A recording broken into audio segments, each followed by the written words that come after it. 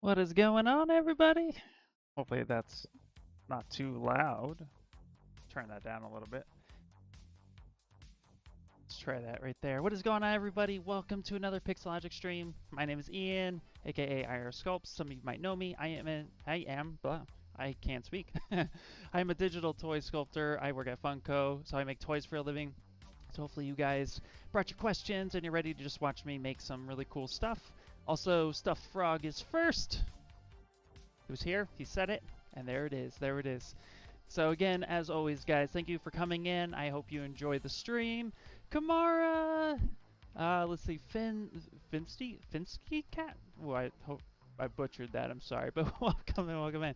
Before we get started, though, very, very important that I don't really need to hear myself speak. Hey, what's up, Skull Hat? Very important, guys, I want to show you... Guys, Twitch stole your original name? What was your original name? I'm curious. ZBrush Summit, guys. It is happening. It's happening, and you have to be there. And not only do you have to be there, okay, you have to compete if you want. No pressure. I'm going to compete, so you can go. You can go ahead and do the 3-hour sculpt off. Check the rules and stuff like that, but essentially, you have 3 hours to complete a sculpt completely in ZBrush. And if you don't own ZBrush but you want to compete, it's okay. Just download the trial version as we get closer and closer to the actual summit. So October 23rd through the 26th, be there. You guys, you know you want to. Woo, I'm so excited. What's up, Jamie? What's up, dude? Kamara. Yeah. Sifty Cat. Oh, nice. The sculpt off is on my birthday too. Oh, all right, cool. Super excited about that. So guys, make sure that you check out summit.pixologic.com for all of those good details. I'm pretty sure Nightbot is gonna like throw it at you a bunch of times, but I'm gonna throw it at you once in the announcement at the beginning. And also, if you're new here, please subscribe and follow if you're on Twitch or YouTube, just because, you know, tons of artists here, lots of stuff, lots of knowledge. We just like to pour it out and slap it on you. So there it is, there it is. Hopefully you guys are enjoying your weekend. I spent most of the weekend working, so I'm really, really excited. What's up, Casey? All right, guys, so this is where we are. If you're new to what I've been doing, I've been working on a massive project only here on Pixologic. So while sometimes we'll have themes and sometimes we'll have little challenges, I decided to pick a piece from Breath of the Wild 2 trailer. I saw another sculptor actually pull it off, like a traditional sculptor pull it off, and I wanted to do my own. I was really inspired, and that's the beauty thing about art. Hey, if you can't speak, just sculpt something, like I do. But yes, I saw another practical traditional artist do it, and I got really excited, so I wanted to do my own take. So we've been working on it for the last few weeks, and I've been trying to apply little techniques here and there while I take your questions. So if you guys have tons of questions, feel free, throw them at me as humanly fast as possible, and I will skip over at least 90% of them and then feel sorry about it later and go back and try to answer all of them. Also, I'm just a weird dude. So welcome in, and let's get to it. What's up, Matt? How you doing? Yep, there it is, Nightbot slapping out the sculpt off on you guys. First things first, I do want to show a little trick that I've been doing lately, and it is rendering screenshots. So we're going to start it off with that real quick. So what do I mean? I've been having to throw concepts at work a lot, like, hey, check this out, but you want the render to look good. But if you just were to go ahead and hit Shift S for a screen grab and then Shift S for a screen grab, right?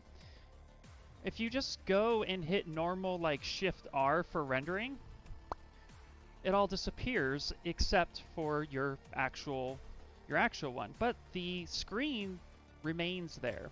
So what you can do is you can actually, let's get a few more over here. You can actually come on over here. You can come up to render and hit best, and it will render out all of your angles in a pretty nice, soft way so that you can then come up to document and export, say, stuff and things, and now you have a JPEG that you can send over to your boss, your Twitter feed, whatever you want. Best way to do it. and then you are good to go. So that's render and hit best if you have screen grabs, because again, if you just hit Shift R, everything but the original one goes away. So just a little, start you off with a little bit of tip. What is up, Frank? Good to see you too, buddy. I remember doing that for the first time and freaking out because I didn't know how to fix it. But there you go, man. There you go. So some of you might know I've been a little MIA in my own Discord, and it's just because I've been so busy at work. It's been crazy. So, okay. So what we're going to do is I want to add some detail now to my wood. Where we left off was we built replicas or variants, for some of you Loki fans out there, of these different bokoblins, and we made my favorite 3 colors in the game. And now what I want to do is actually move around and texture the wood a little bit. So I'm going to go over how I'm going to do that. What we were doing last week as well was adding all these different ropes. So I finished that offline, but I went ahead and just used my frame mesh trick to actually get the ropes on. So there's all that. Morning. Rithon Studios, how you doing? Holy moly, all these years of compiling in Photoshop. I know, right? Yeah. How dare you be busy at work? I know. Let's see, all you have to do is hit best. Exactly. What's up, Ryan? Hello, dude. Welcome in, man. Welcome in.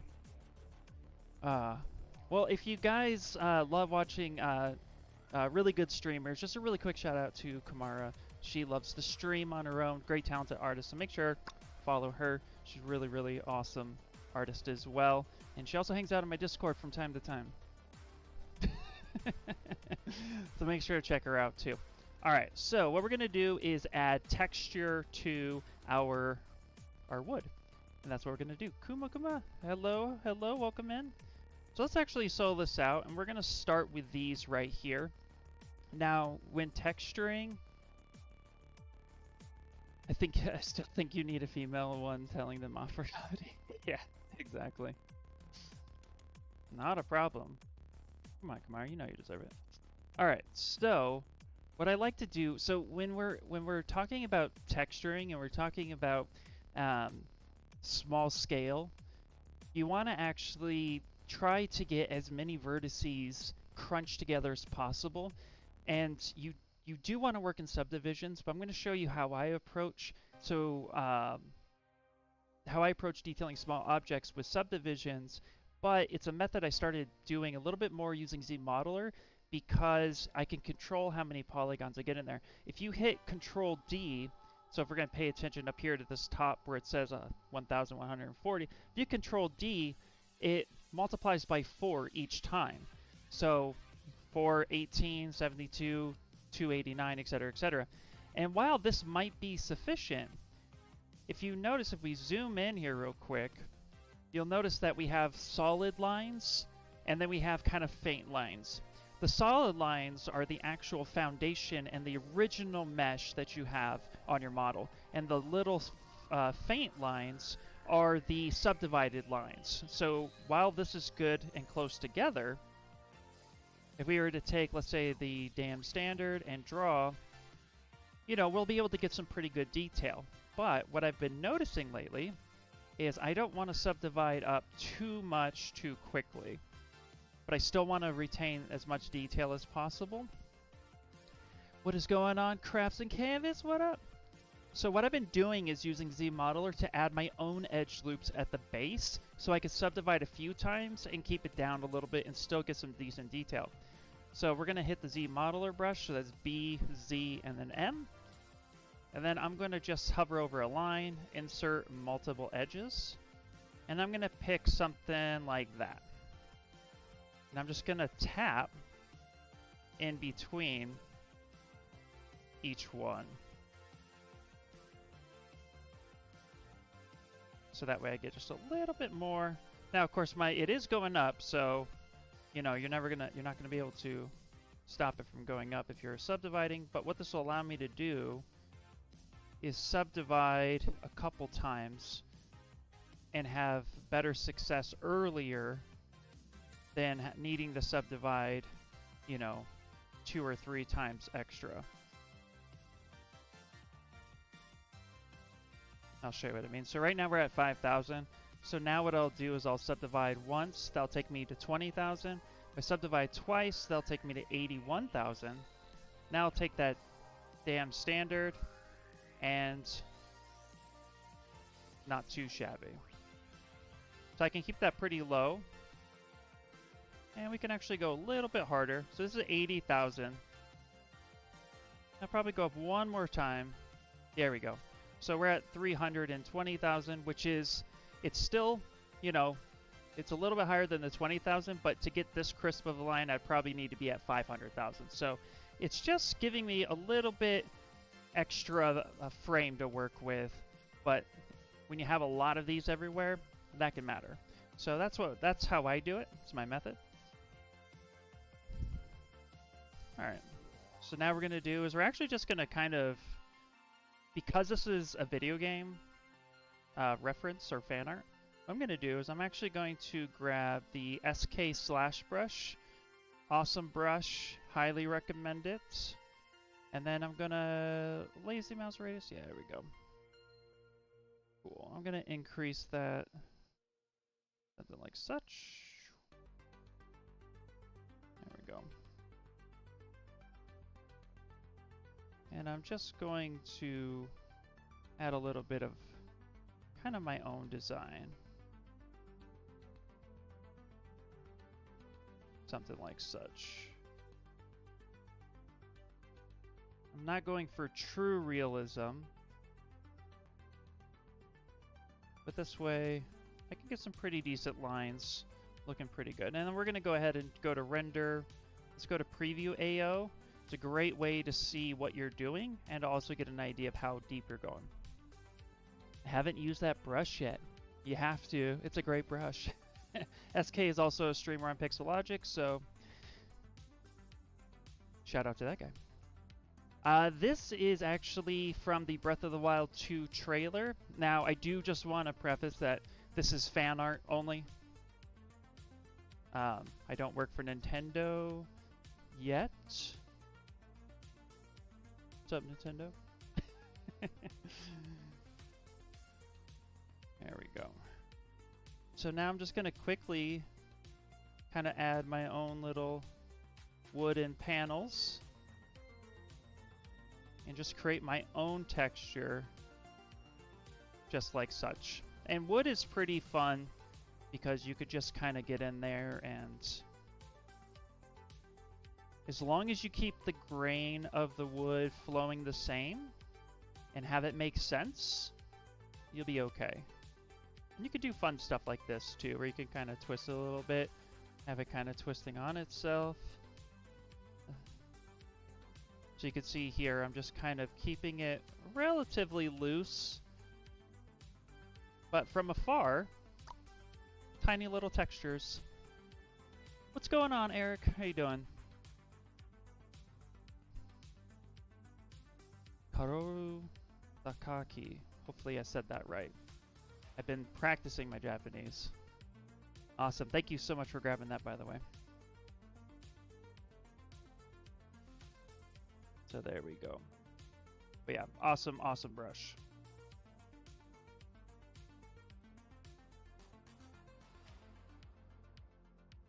There we go.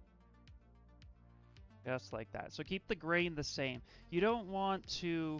What you don't want to do is have something coming this way and then all of a sudden it kind of come up like this. It just looks funky. So with wood, again, just kind of keep it the same. Flowing, all that stuff is great. You sculpting, Eric? Nice. What you sculpting? And what's really cool too is you can, again, you can, whoops. Kind of vary the line weight a little bit.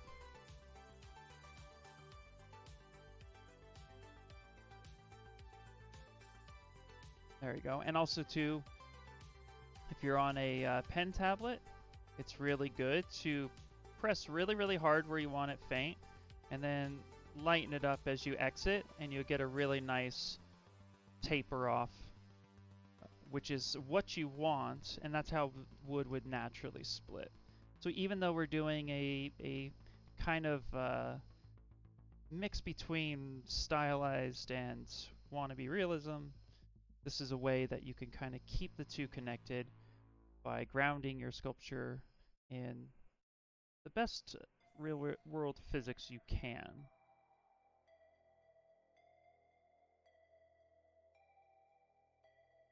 Ooh, I need to sculpt my spicy homework. Thanks for the reminder. Oh yeah. Looks like a lot of fun wood carving. It is. It is so much fun. And we're just doing the major, you know, we're doing the big details. We're not even getting into the tertiary details. We're just getting it so it looks like what we want it to. But again, we're also going to be 3D printing this. So the thing to remember is that less is more. So we don't want to come in here and start making all these like fine details that is just going to get lost in the printer. So we want to make sure that we put nice big details in that make sense.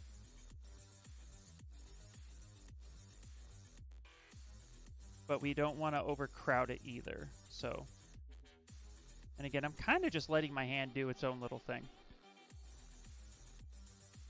Now, if you want a line to be super deep, but you're not sure, you know, you don't want to up the intensity and carve something too drastic, a big tip that I've been doing lately is I'll come in and I'll focus on a clean line, and then I'll hit 1 a couple times. 1 naturally on the keyboard is the shortcut for repeating. So I could come in here and make a couple lines a little bit thicker. Yeah. I've been fighting with a reverse sleep schedule and haven't done enough sculpting in the past 3 days. Watching sculpting has definitely helped me my brain turn it back on. Nice. Yeah. Well, let's see here. Spicy homework does sound tasty. All right. There we go. Now, what's really cool is you notice I haven't done the sides yet. So what we're going to do now is we're actually going to save it, because let's face it, life breaks itself quite often. Also, look at all the ZTL files I have. I do this a lot. I don't save projects unless the job actually requires it. I save ZTLs, but every time I make a major change, I actually save a ZTL, or if like I have my Bokoblins as like the black version only, the red one, the blue one. So this is how I typically do it, and highly recommend that you do it this way. Projects typically get really big really fast, and it makes it hard to go back in time, even if you save all the history. So, cool tip. Where is this brush? Somebody posted it. Bloop. I'm going to go ahead and click it. I'm going to give him a shout out. So somebody posted it. It's right here. Kaoru Sakaki. SK. That's how most people know him. He's given this kit away, so huge shout out to him. But yeah, if you just Google SK brush, it will pop up, just so you know. Oh, I have thought about a base. And actually, you know what? Let's real quick, let's back up. We're going to go ahead and cap that right there. Let's go back in solo. So I'm basically going to be creating a little bit of an environment piece for him to stand on. Okay. So now what we're going to do is we're going to use some morph targets, because I want to come around and kind of wrap around and connect some of these together. And that's where your geometry can sometimes tend to kind of crunch. So what we're going to do is we're actually going to add some edge loops here on the side.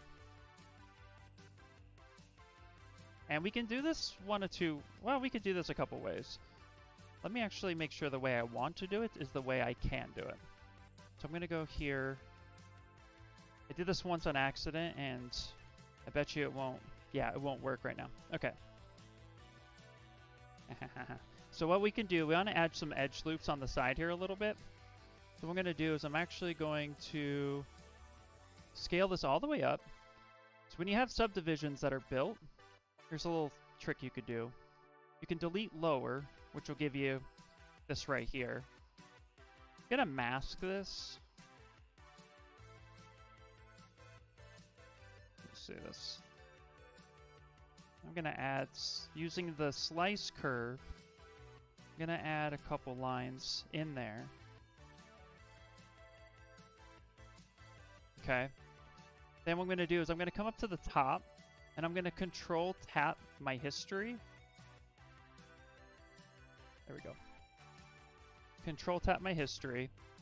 And then what I'm going to do is go ahead and keep groups, drop adapt. Now this is if you have to re-subdivide, but I should have added those lines before I did all those other details. So we're going to go ahead and ZBrush. And then we're going to use project history to give our details back so we're not crushing ourselves. This is one way you can do it. So now we have better geometry here. We'll subdivide, say, a little bit. And then we'll come down to, real quick, subtool, project, and project history. Yes, for the poly paint. And this will give us a little bit more topology. But now we have our subdivisions back. And now we're going to store Morph Target. And that way we can actually have some nice edge loops here for the base that we can actually capture the detail that we need.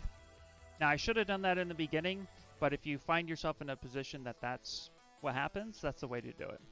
And then you just untoggle that history by hitting Control Tap again. Let's see, have you, hold on. Have you thought about, oh no, okay, you have a sort of manual version control for sculpts there. I do, yes. Yeah. I tend, what's the best way to put this?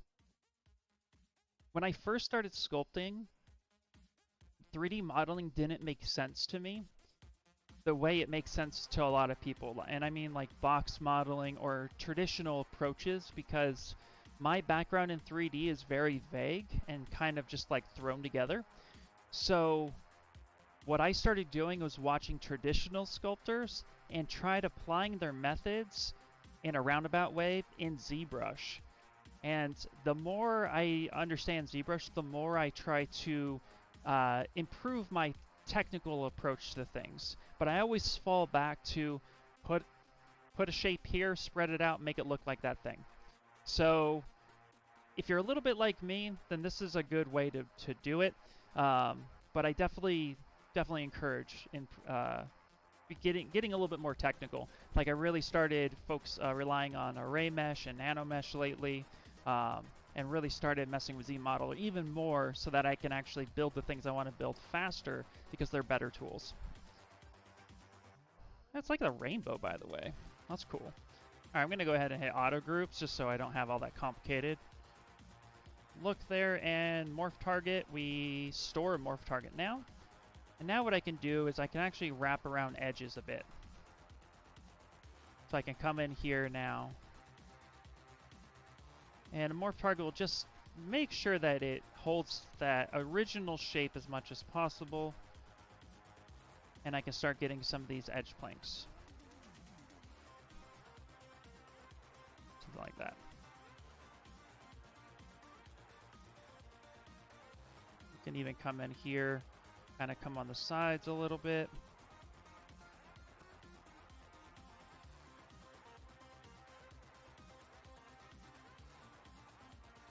There we go.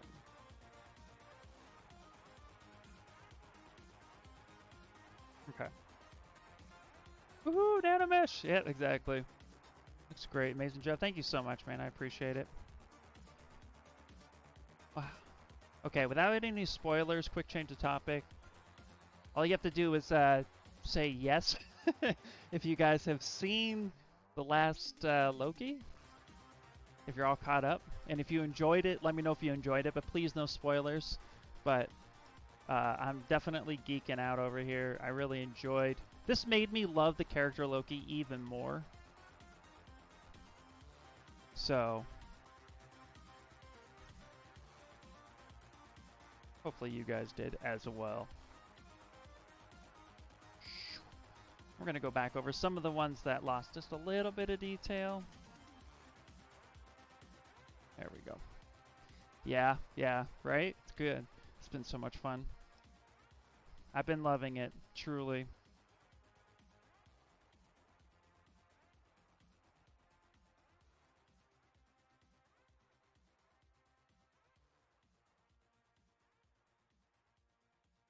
There we go. Perfect. Oh yeah, Loki's awesome. Oh yeah. Yeah. Actually, I will say I wasn't 100% like I wasn't really like keen on the next phase. Phase 4 seemed pretty cool. It had some good lineup. I grew up loving Spider-Man a lot.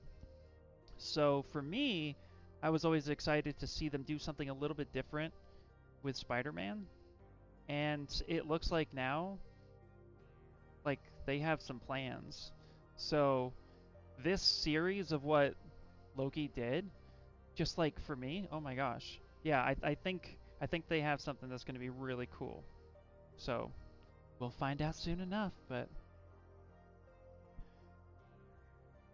yeah, Loki got me excited for the next phase.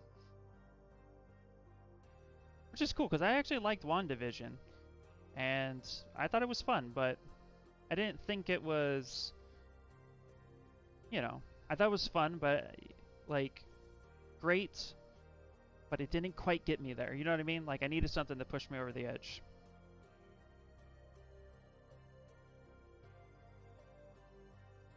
I only watched the last episode. Yeah. Not yet. I was using someone else's D+ account, and they canceled it. No! No! Oh, that's a bummer. I love the... yeah, exactly. ZBrush is such an amazing, fun software that you never get bored of it. Love it so much. Absolutely. Yeah, I never get bored with it. ZBrush was the first program that I like actually fell in love with. And I'm not even exaggerating it. Like, I've been promoting ZBrush to everybody that I can remember since I first like got a hang of it. It took me a little bit of time though, not gonna lie. It took me a while. I did not like the UI at first. Hashtag real story. True story. Mm-hmm. There's a guy on YouTube who's made a light up Miss Minutes thought. That was cool. Like a physical model. Ooh, interesting. I'll have to look that up. All right. So now we can go ahead and take a look at overall. And here's where we're at. So I'm going to start applying this to all of my other wood planks, and that's how I'm going to texture it. So definitely a repeating process, but as long as I keep everything looking the same, it's going to be good. It's going to be so good. So good. So we just do that again. So now we're going to learn from my mistake.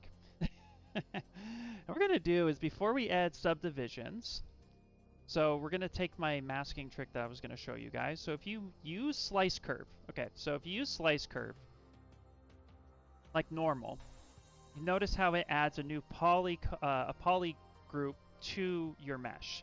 But I don't want that. So if you mask it and then use slice curve, it actually just adds another edge loop. Now, of course, you do want to kind of get that a little bit better. So, and it'll go all the way through. So mask your model and then just go ahead and edge loop that using the slice curve. So now I have that stuff on the side, and then we're going to do Zmodeler, and it should already be preloaded. Then I'm just going to go in here and touch my mesh and all the segments. Yes, it could be a little bit more pedantic. but it's just how I do things. Doop, doop, doop. Which doesn't take too long. It's just taking that extra second to like prep yourself for success. That's how I view it. I probably, when I built these originally, should have done this from the beginning, but typically I don't think about details until the block out is completed, and that's usually why I have to come back and do stuff like this. But just kind of quickly touch everything real fast and it'll be good to go. I could also too take these and duplicate them off and then replace my other planks with these planks if I wanted to, so make it a little faster. I could probably even make this an IMM brush if I wanted to as well, but I do want the variation. I always feel asymmetrically you push that as far as you can. So, and then I'm going to go ahead and just say auto groups, and we'll save that now, and we'll just do this. Carbon 44444 is here. What's up, dude? What's up, my ceiling?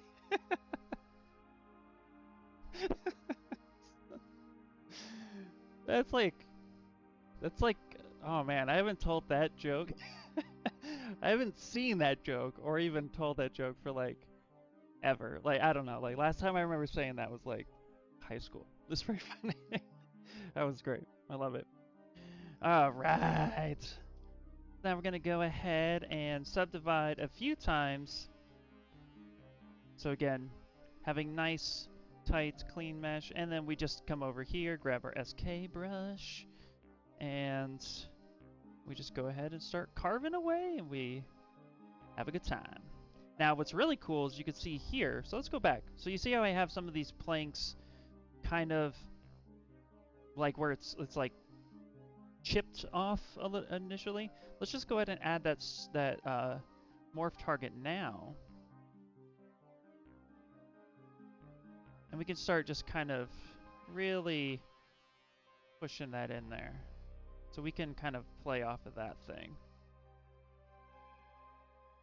There we go. Whee! Actually, let's do this. Let's have this curve back around. Let's go back this way. Yeah, like that. There we go. Literally looked up when you're typing this. Nice. That's awesome. All right.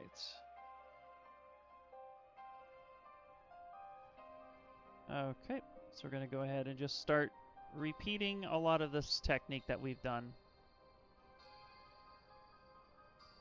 And for me, this is where things get really things really start getting calming. This detailing like this soothes me. Gonna add some fun designs in here. Like this one actually has a knot. So, you know, we're gonna go ahead and work with that. Why not? Oh, geez. Okay. We'll skip over that real quick. And if you do have a section like that, just kind of try to make it make sense. What's cool is a lot of these details, you appreciate them from afar, but you never really notice them unless they're off. So these details and stuff like that, nobody's gonna, when they see the model, nobody's gonna zoom all the way in realize like, ooh, this wood looks so amazing. I mean, they might if they're really appreciating art, but like, it's going to be one of those things where your brain's going to pick up and say, oh, this looks good, and it's just going to acknowledge it for what it is, not necessarily call attention. So it's little things like that, that like from afar you can say, oh yeah, that looks like wood. All right. And that's kind of how you want to approach it.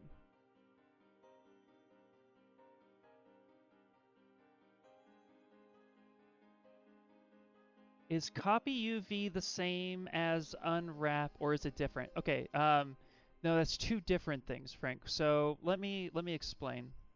I'm going to go ahead and real quick, I only speak English at this point in time.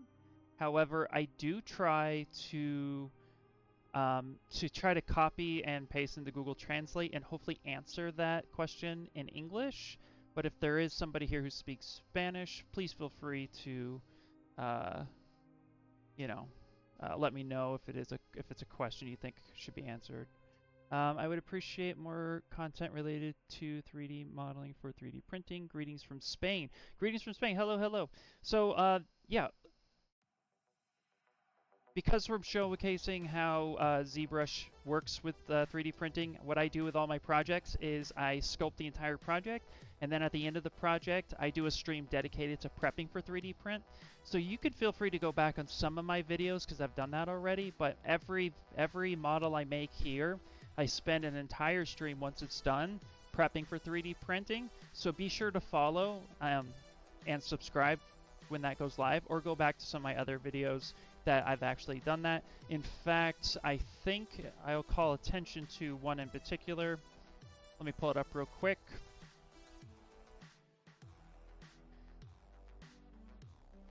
Let me go to Pixologic. I'm gonna quickly... Okay, great. Let's see here. Let me see if there's a good one that I did. I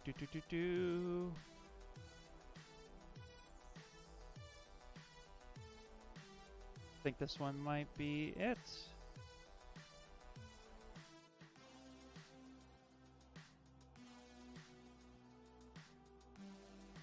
Yep, okay, great. So if you go to Pixologic YouTube and you look up this video right here, that will actually take you to scrub through it, and you can see how you prep for 3D print. Okay, now moving forward with the UVs. Sorry to jump around like that. Okay, so we're gonna go ahead and scale this down. We'll give this UVs. So when you go to Z plugin, which I have over here, and you go to UV master, you get a couple options. So unwrap, what unwrap does, Rank, is it actually takes your model if it doesn't have any seams, and it basically tries to figure out the best way to unwrap it. So what I like to do is utilize poly groups to get some pretty decent UVs. And then UV copy UVs just copies that and allows you to paste it. So for example, if I wanted to cut UVs on this model, what I would do is I would go to UV Master, I would go to Work on Clone, and it's going to give me a new subtool of this model. So see, it's the only one in here. And then what I can do from here is I have the my poly groups. And when you work on clone, it typically takes it to the lowest subdivision naturally. So if your subdivision is high like this and you say work on clone, it automatically kicks you over to a lower subdiv. And it works only with the lowest subdiv. So want to do this with subdivisions. Don't slice UVs with Dynamesh unless you want to see if ZBrush will crash. So then what you do is what I like to do, if the model's perfectly symmetrical, turn symmetry on, but if it's not, turn that off and turn on poly groups. And then what you could do as well, I like to do this a lot, is make sure that not only do you have different poly groups, but you can even do something like this, where you come in and you get rid of an edge loop, say lasso, like an edge, and then auto group that, and that will give you better seams, which I'll show you. I'll show you the difference between these and this one right here. In fact, what I would actually do is do this line right here and this line. I would do these edges right there, and then I would do auto groups. So I'll show you how different this is. Like, you can really take your time and create really nice clean UVs just by using poly groups. So you just go through and you select the edge loops that you want, and then say, again, so now if I look at this one, I have different poly groups per side, which is perfect. And like I said, I'll show you the difference between this one and then the rest. So then what you do is you go to UV Master, and then Polygroups is turned on, hit Unwrap. Give that a second. The cleaner your mesh, the easier it will be to unwrap. If you have spirals, it's going to take forever. And then from there, we have a new option now. We have copy UVs, paste UVs, and flatten. If we hit flatten, let's go ahead and get rid of this. So if you notice the polygroups I selected, you can see how clean these are versus, look at this one. These are just kind of ugly UVs. Where here, I can actually take all of these. I can mask this off. I can bring up the gizmo. And I can actually take the time to sit here and organize them as well. It doesn't really matter if you organize them. I actually recommend that you do organize them. And I keep selecting an edge loop. Now what you don't want to do is you don't want to have overlapping UVs like this. So if you are going to take your time to lay out UV maps, please take your time in doing so,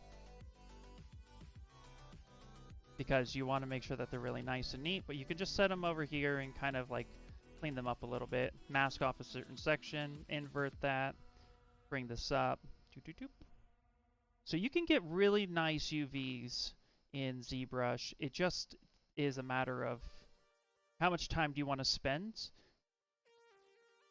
You know, that's the perks of retopology. So if you want to know like why people retopologize, but let's say we just wanted some basic UVs to work with. So I could take my time, and again, I can organize this the way I want, and then I can go to unflatten, and you can see that moving my UVs around didn't do anything because it just flattened it out. Just makes it easier to work with. Then from here, I'll go to copy UVs.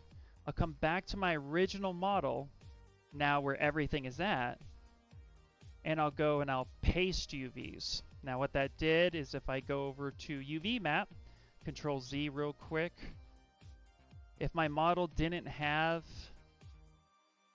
UVs on them, which in this case it did, let's say I just delete it. So I delete my UVs. Now if I go ahead and hit paste UVs, the model is identical to the map.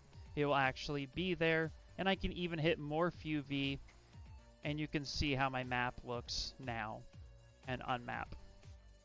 So yeah, so it's a combination of the two, and hopefully that makes sense. But copy UVs just takes the UVs from the subtool that you're currently on and allows you to copy and paste it to another version of it. Oh, perfect. Thank you. That's some good stuff. UVs is a bit of a blind spot for me. Thanks for me as well. Not a problem. Yeah. Cool, cool, cool. All right. Not a problem. So, yeah, like I said, you guys can get really nice UVs if you just take the time to break your model up. I don't do it much. But the other thing under UV Master is you can enable control. And then what that will do is it'll clone. So it's telling me to clone. So if I work on a clone and then I enable control, I can actually use protect, and I can paint a section and say I want to protect all of this right here. I feel like my mic is rubbing up on me. And then I want to attract. I want to say right here. So I can say like, yeah, this is sloppy. Protect that again. All right. So then when I go ahead and say unwrap, and then I flatten it, it's going to do its best to try to protect the areas and attract where they're going to cut the seams on the other areas. I am not too versed in it, but there's definitely a way you can do that. Play around, but I find if you just use polygroups, you can get UVs really nice. I've gotten some near animation ready UVs inside of ZBrush just because I took the time to retopologize, and then I took the time to have really good polygroup selections. Like for the fingers, I grouped each finger with its own polygroup, its own hand. You can get really tedious, but all that hard work pays off. The last thing I wanted to mention, since we're kind of on a UV tangent, and I love this song. I don't know if you guys can hear it, but I love it. If you guys can't, I will turn it up. But the other thing too to remember is this is the button to stay away from as much as possible. Unwrap all will unwrap everything within your entire subtool palette. I did it once with 20 subtools, and it took almost an hour, and it was like ZBrush was trying to crash. It didn't want to. It didn't crash, but it took so I literally walked away and I came back. And that's partly because I didn't have really good topology at the time I hit that button, because I was like, oh, what does that do? And remember, if you don't know what something does, hover over it, hit Control, and it will tell you what it does. So, there you go. Yeah. Oh, you can't hear the music? Well, here, it's up a little bit. I try not to blast it too much, because it's like the same music over and over and over again. But, you know. Okay. So there's the UV tangent. And then, of course, too, when you're done with your clones, just delete them. Just go here, delete all. Select them, delete all. Just get rid of them. Click that bad boy. And go back to what you was doing. It's fine, I only have 6 tracks on repeat. Yeah. I have the same playlist like a bunch of times. Alright. But hey, you know, unfortunately, you know, streaming with music is a little hard these days, so, you know, we gotta do what we gotta do. Whee! So yeah, just have fun. There we go. Yay. Alright. And we'll just continue to do this. Gonna put a little knot in the middle, and then we're gonna like that. And if you are looking for inspiration on any type of wood shapes, just Google wood grains, and like I said, just take a little bit of, you know, take a little bit of what's reality, and then just pick the fun stuff. Don't worry, I promise we won't be doing wood grains this whole stream.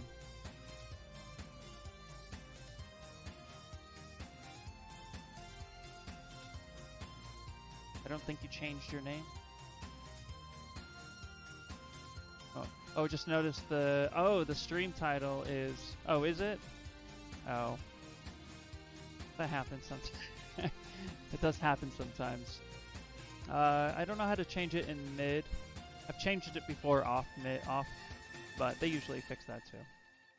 That's funny because actually the notification I got did say me, so I thought it was right, but yeah. And actually, Daniel is an amazing sculptor, so he gets shout out twice.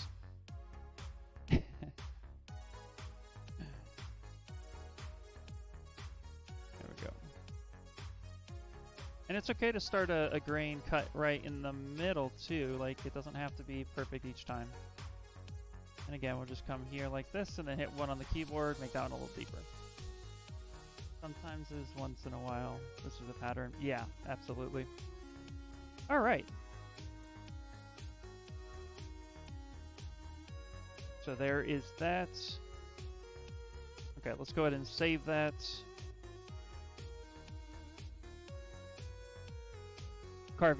Carving wood is therapy. It really is, right? Yeah.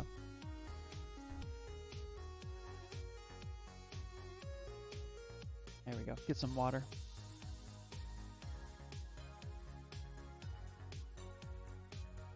It's just a nice way. Now what we'll do after this set is I'll show you guys one of my plans for 3D printing. How to prep these planks for a 3D print. Because right now they're all individual, and what we want to remember when we're 3D printing something is that we want most pieces to be solid, watertight pieces. So this is where thinking about what your project is going to be and having experience with 3D printing kind of comes together. So to touch a little bit more on the 3D printing side, The thing to remember here is that all these pieces, I want them to appear as if they are completely separated, but I want them to print as one piece. Now, what's really cool is this will most likely be in resin, and this will most likely be small enough where these lines will actually weld themselves together. If we were to measure it in units right now, we'll take our gizmo, we'll hit Y to get the transpose tool.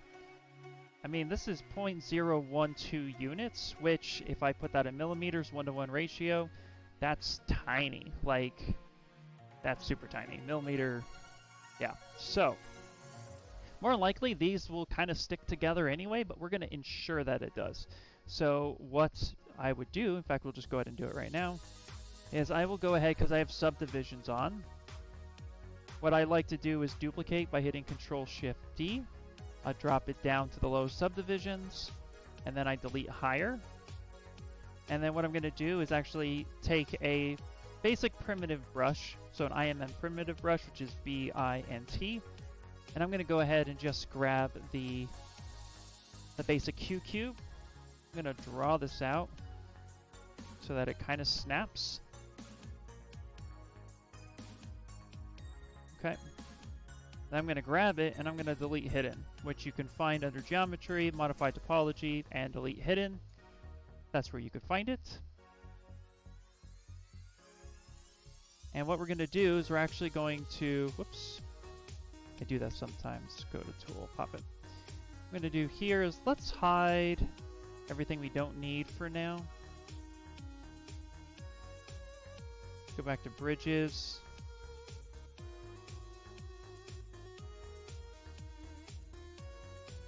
And we're going to just kind of isolate this one right here. There we go. And what I'm going to do is actually just take this piece, and I'm going to bring this up. We're going to put transpose on. And we're going to make this nearly, headless Nick, nearly the same thickness. Something like that. And let's hit Y on the keyboard. We're going to touch right there at that one point. Yeah, that's what, so imagine 0.01 millimeter. So that's the space, really, really tiny. So that space is going to be, yeah. Okay, so now we're going to go ahead and just kind of make this, we're going to kind of just put this right in the middle as much as possible. I'm just going to kind of fill it. I'm going to mask off this section. And I'm going to stretch that across. Of course, it would be helpful if I turned the gizmo the way I want it to. Switch that over. Stretch this up this way. Kind of bring that down a little bit. Let's go ahead and grab our mask. 10 microns. Yeah, really tiny. And then we're going to go ahead and just kind of fit this in here a little bit. Now we can manipulate this shape as much as we need to.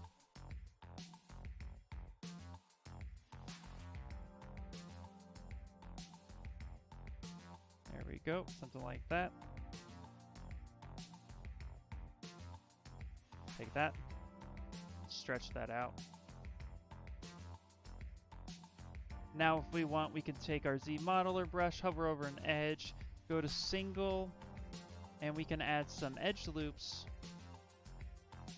on parts that we need. And we can grab this section right here, and then we can stretch that out, add an edge loop here, pull that back. So we can take our time with this as much as possible. And what this will allow us to do is kind of fill the void a little bit. So that way from afar, and let's actually make it the same color. So from afar, it's still going to look like they're separate pieces, but when we go ahead and actually prep this for 3D print, it's actually going to be mostly solid, but that illusion that is going to be there. So that's how I'm going to handle all of these. And luckily I don't have too many of these planks to deal with, but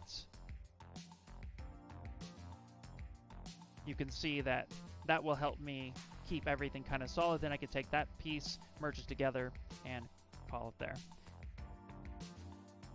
What's the depth of the grooves after with the board in the middle? You can set that to whatever you like. I typically just kind of wing it. I just don't make it any bigger than I need it to be. That way it's kind of hidden, but if we wanted to measure that out, and again, I haven't set scale yet, but if we wanted to measure that out, same thing. You just come in here and measure it. And let's see here. So get really far in there. This is why it's important to set scale. So it's about 7 microns, so 0.0078. Really, really, really small. But you won't even notice that. Now, fine details like that, when you do 3D print something like this, when it is that small, when you're done printing in resin, wow. Maybe music's a little too hot. There we go. When you're done printing in resin, what you want to do is typically have like an air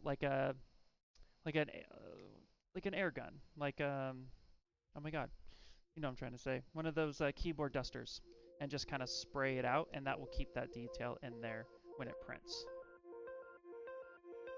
But I'll have official answers once we actually figure out the size of the model. Then compressed air can, yeah, that's where I'm at, guys. I use an airbrush with nothing in it. Oh, that's smart. Nice. Oh, I should probably get like a really cheap airbrush then, just for that. That's a great idea. Look at you guys. And when you hit delete, hit delete the subtool. Yeah, so when you delete hidden, it deletes anything that you've hidden within the subtool, but not the entire subtool.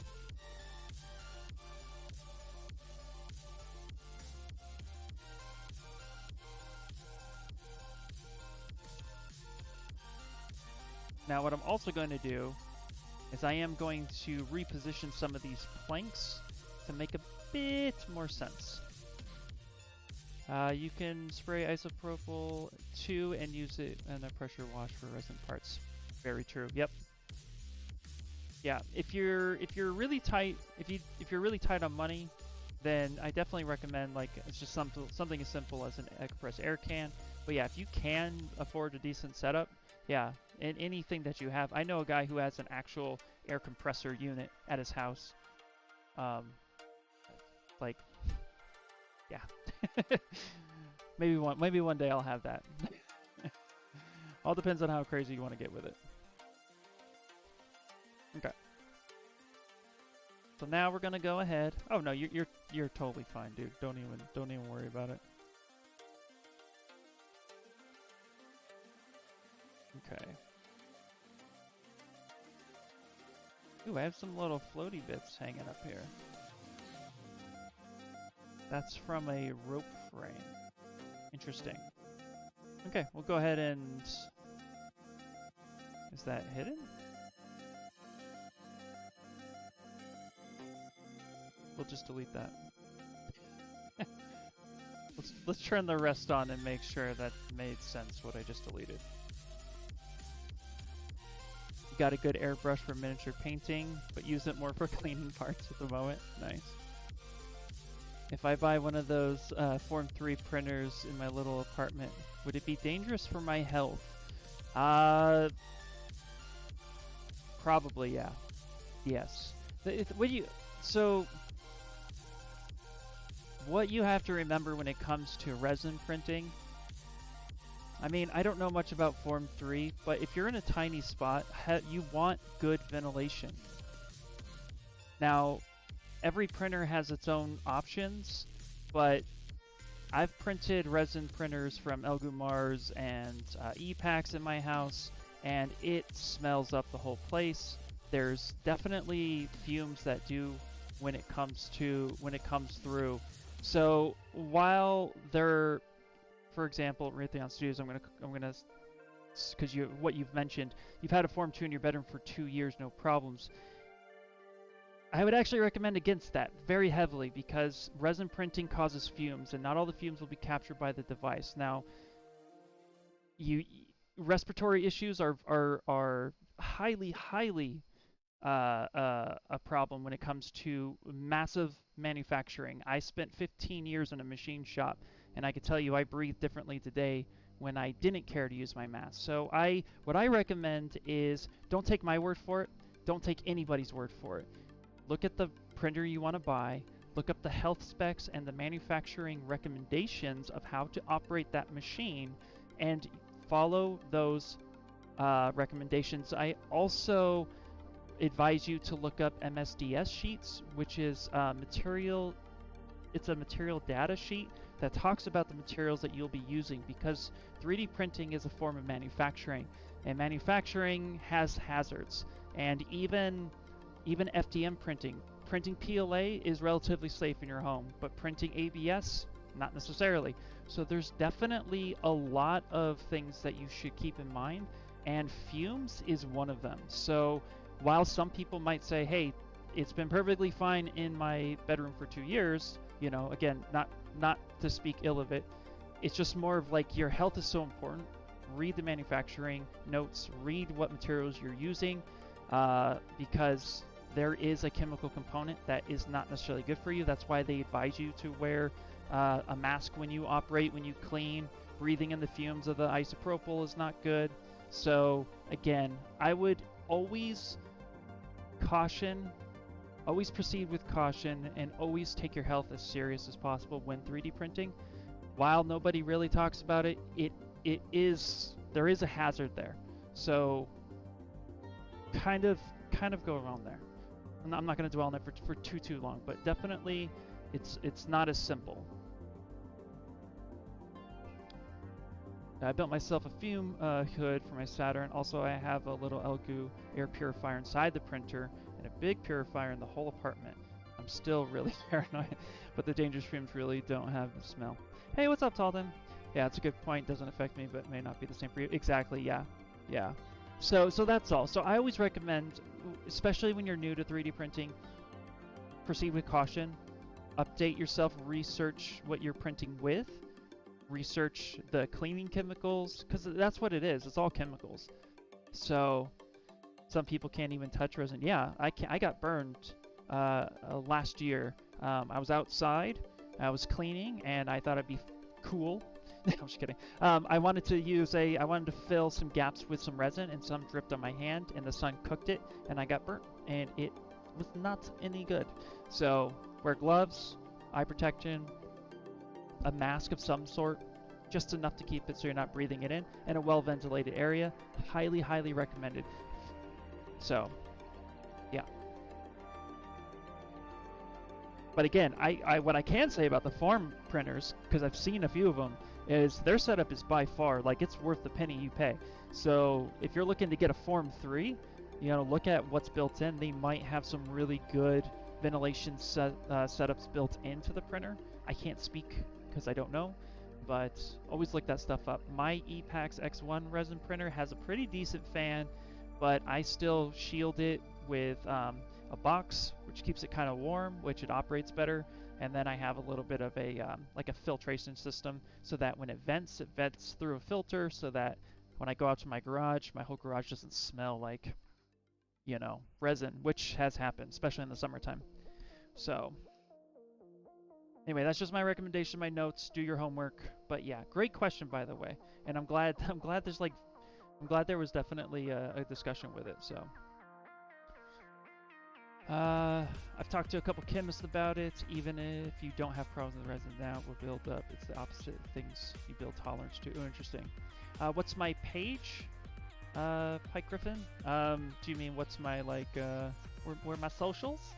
I'll slap my socials down. Anyway.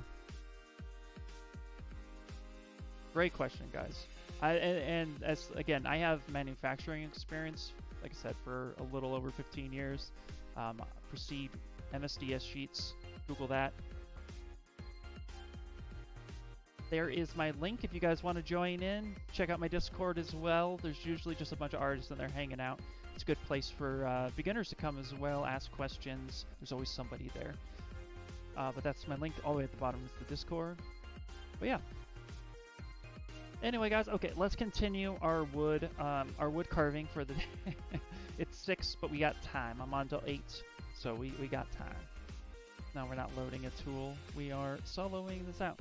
Also, too, let me know. I have finally come up with a really nice UI system that works really well for me. That has all my brushes and all my the things that I use the most, including depth masks, some stroke definitions, delete loops, edge loops. If you guys like this, let me know. I'm planning on actually creating a link where you guys can download my UI. So if you're trying to follow along with me in future videos, this will be a thing. I've said this a few times, I'm trying to get back to more YouTube tutorials, but life has been very busy for me. So I am making plans, but I'm taking my time making sure I approach that correctly. Okay, now you're paranoid. Don't be paranoid. Just you know, research a little bit. I didn't mean to scare you, but it is good to know. No. So right now I stream mainly on Pixologic. I got my start as an artist streaming on Twitch a lot, but I started working. I work at Funko, if anybody would like to know. That's my job. I'm a digital sculptor there. And I've been working really fun, long hours. So it's, you know, we need time to breathe. But you can usually catch me in my Discord. That's where I'm at the most when I'm not working. And usually just hanging out in there and answering questions. There's also a few other people in there who also answer questions as well, because it's just a place for us artists to get together and hang out. So no pressure any way, shape, or form, I promise.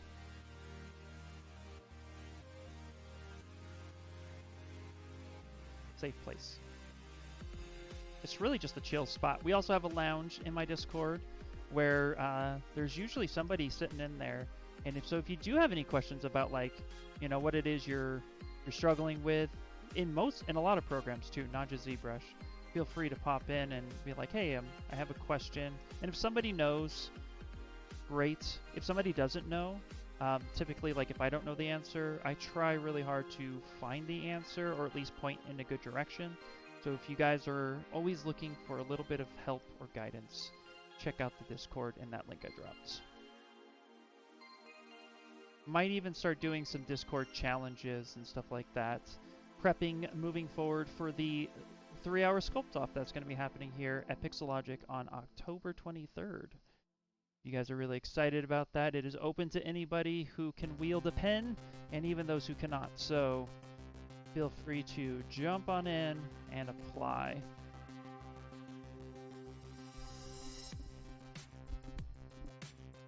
If right now that's where I'm going to be, yes. If you look up IR Sculpts, but again, I dropped that link. That takes you to everything that I have under the sun.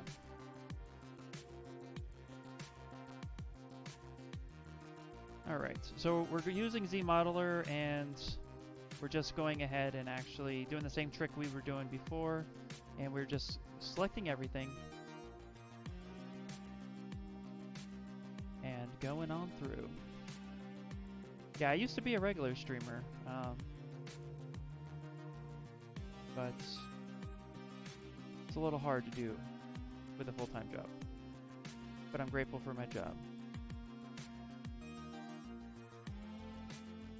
Okay. Hey, thank you so much, Raytheon. I appreciate it.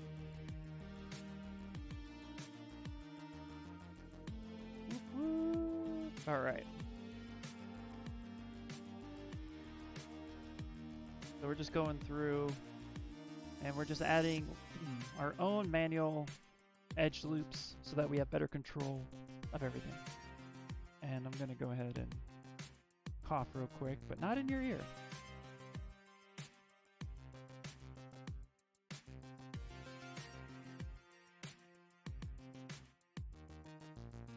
There we go.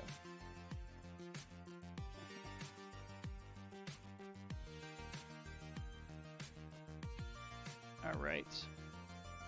Like I said at the beginning, this is just a really good way to control your edge loops when you're prepping to subdivide, when you know you're going to have some really good detail. There's nothing more frustrating to have some detail that you're trying to sculpt on and you realize there's not a lot of edge loop topology to make your life easy.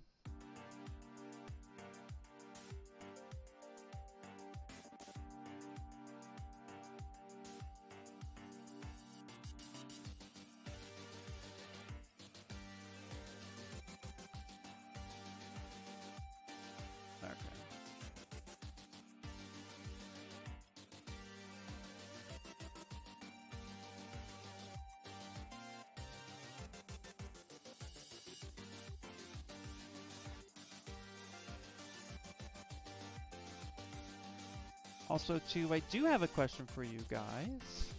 Only you guys can answer this question, but it also will kind of help a little bit with plans moving forward. If you guys would like a small series of portfolio critiques or advices, feel free to let me know. I get questions like that a lot in the Discord, and I thought, you know what, maybe there might be a little series, or maybe once in a while I pop on here and could just give you some direction on where to take your portfolio. I know those questions tend to get a little lost in translation sometimes, so if you guys would like something like that, let me know. I'm trying to come up with other plans and content so that you guys can have some direction and something that will benefit you to get into the industry at some point too. What are we doing? I'm new here. Well, welcome in. We are doing, as soon as it's done saving. So Breath of the Wild 2 came out a little while ago, the trailer, not the game, because, you know, I'd be playing it. But there was this really cool stone Talus Bokoblin fortress, and I fell in love with it almost immediately. And so I'm making my own for 3D printing. I usually have a little guy up here so you guys can see it. Right now we're actually making a lot of these wood planks a little bit more. We're going to subdivide up a little bit. We're just quickly carving through some wood plank textures to get through there. You're really great at streaming and art. Really enjoy the time here. Thank you so much, Nonstop, and I really appreciate that. With the painting competition, are there skill categories like beginner, intermediate, and advanced? You mean for the ZBrush Summit Sculpt-Off? It is, it's best of the best. I mean, for the Sculpt-Off, bring your A game. It's open for everybody, but definitely, you know, like I'll be competing. So bring it. Just bring it. Bring yourself. Whatever skill level you're at, just bring it. It's totally fine. It doesn't matter if you're professional or if you're an amateur.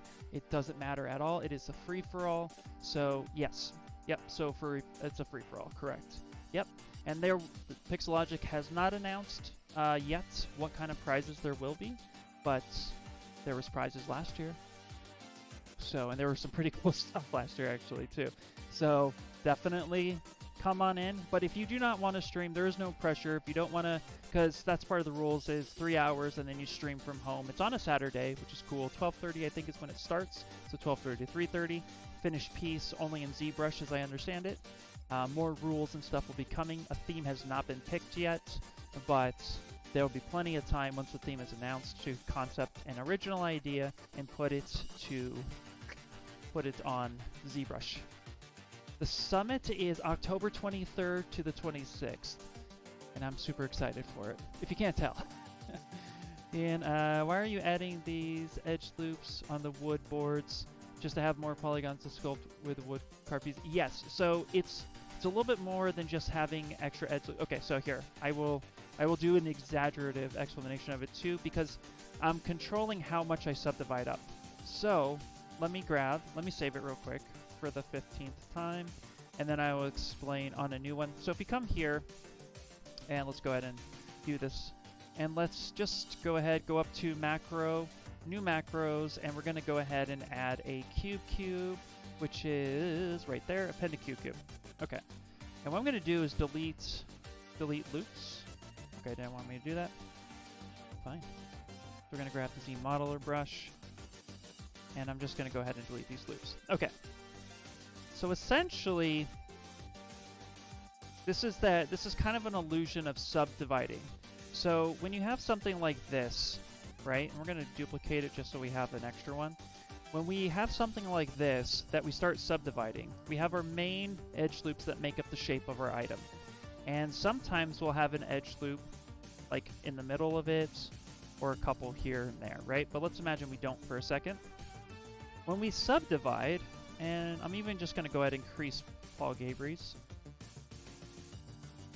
When we subdivide, so I'm going to subdivide a few times, you'll notice that we start getting edge loops built in here per subdivision, okay?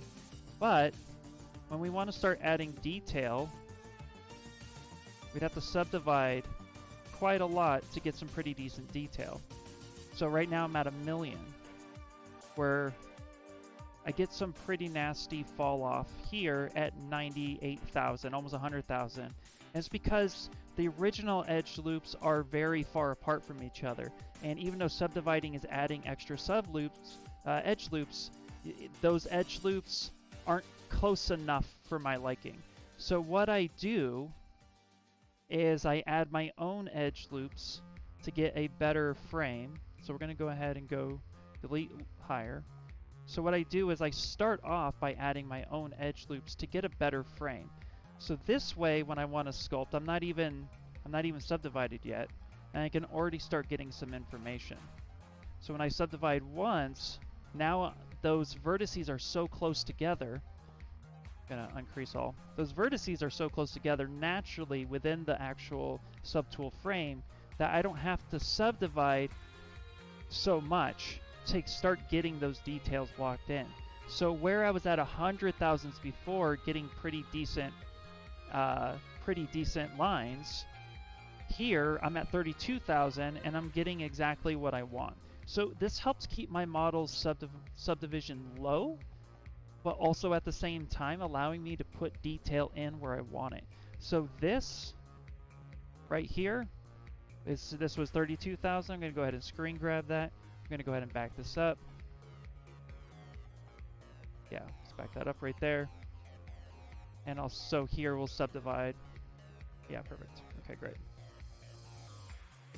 So this is the difference. This is 32,000 on my right side, and this is 98,000.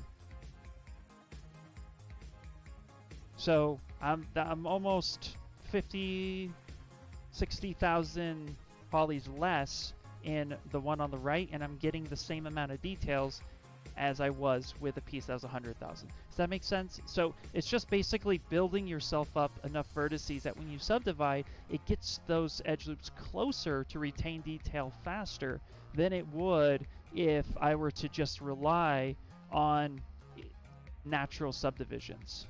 Because we started off as 8, and then we work our way up, and it starts getting crunched together, where before, once I add in my own subdivision, it's already really close together at the start. So the next subdivision level allows it to become a little bit better.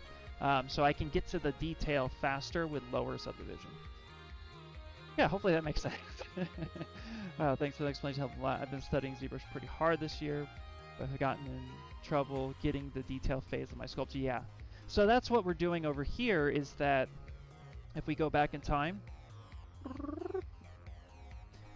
so here, if we go back in time, you can see what was happening was I had the basic block out, and I added some edge loops and made some basic life choices, and then now I'm adding in extra edge loops so that when I subdivide, I can come in, and I only subdivide a few times. This is actually only 3 subdivisions, so 2 above is natural. And I can actually come in here and get some pretty decent ones. If I go up 1 more, now I'm at subdivision 4, where if I was with the basic cube and subdivide, I'd probably be at level 6, 7, or 8 to get the same mesh. Now the reason why this tool is at 2 million polys currently is because I have a lot in the one subtool naturally, where at its base level, all this together is only 34,000. So if we were to look at one piece, one piece. This is only 80,000 one piece, and I'm getting this level of detail carved in easily at 80,000. So, and I have a bunch of them, so of course, that's why. It did make a lot of sense. Nice, nice, nice. So yes, that's where it's at. And it's just something I just picked it up, I just started doing it. Because remember, subdivision, every time you subdivide, it multiplies by 4. So if you start at 10, it goes to 40, then you're, et cetera, right? So, so it's definitely worth noting that every time you subdivide, it's going to multiply by 4, and that's going to get you up there really quickly. I've accidentally subdivided up to like 20 million when I didn't need to, just because I was like, yay, Control D a bunch of times. And it can happen relatively fast. So by monitoring how many subdivisions you decide to go up, for me, I try to keep it under 5 if I can. So that's just kind of like a rule of thumb based on my computer specs. So this is kind of a way I found to subdivide a few times and not have to worry about ZBrush crashing because my computer can't keep up with the amazing black magic that occurs.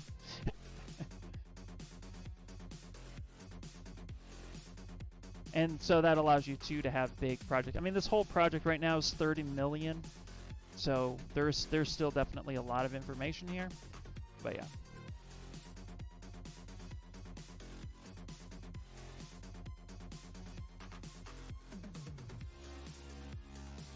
Yep. Actually like that just the way it is. Now I understand why subdividing is some great stuff. Absolutely, yeah. Yeah. Not a problem. I'm glad. Good. It was actually the tip of the day, so I'm glad you guys find it useful.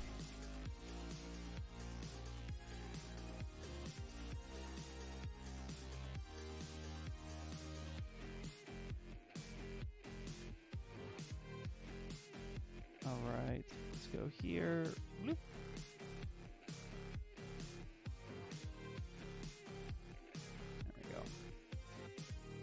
Now, while these main details are going to be the details that pop the most from a distance, any details I decide to do afterwards, like I'm not going to get into the nitty-gritty this stream. I might do some of that off stream and then explain it a little bit better next stream. Try not to overwhelm the senses. So see, like right there, so like this one didn't make sense. It broke the flow. But I like that little wispy thing.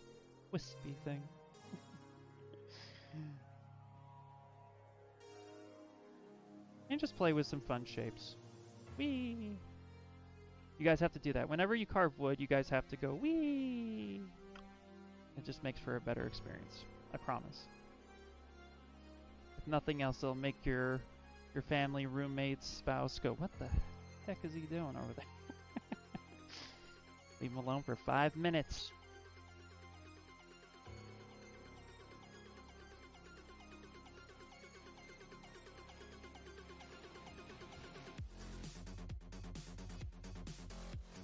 Oh, because sculptures make sculpting sounds. You got to. All right. What are the planks for? Oh yes, I deleted that. The planks are for this guy. My stone Talus Bokoblin fan art piece from Breath of the Wild. You know, I'm actually going to stick it over here so you guys can see it a bit more. This will be for 3D printing, and if anybody is interested in this piece, please feel free to let me know. Because I might just throw it out there on the internet for everybody to have and to hold.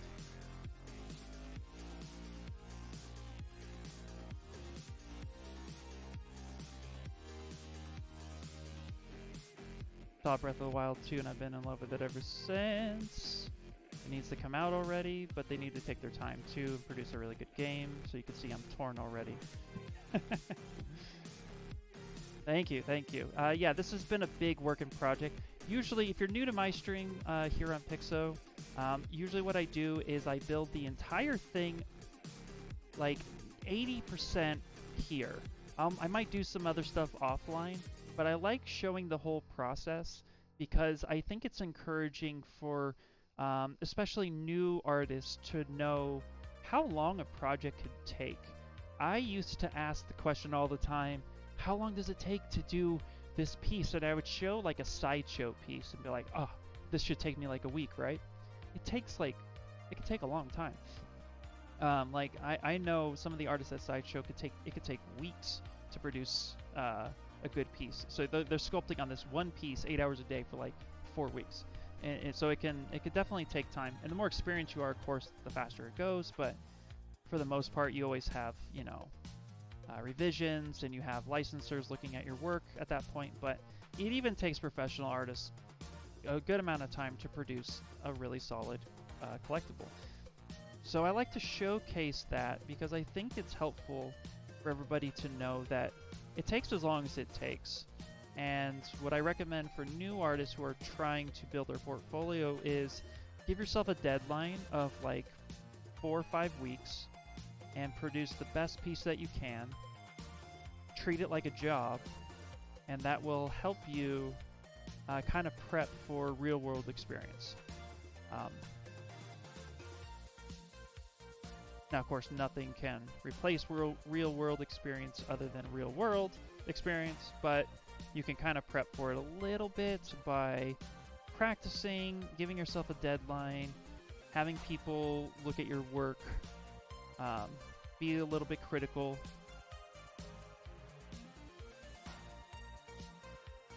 And open-minded as I'm thinking about which piece to put. Whoop.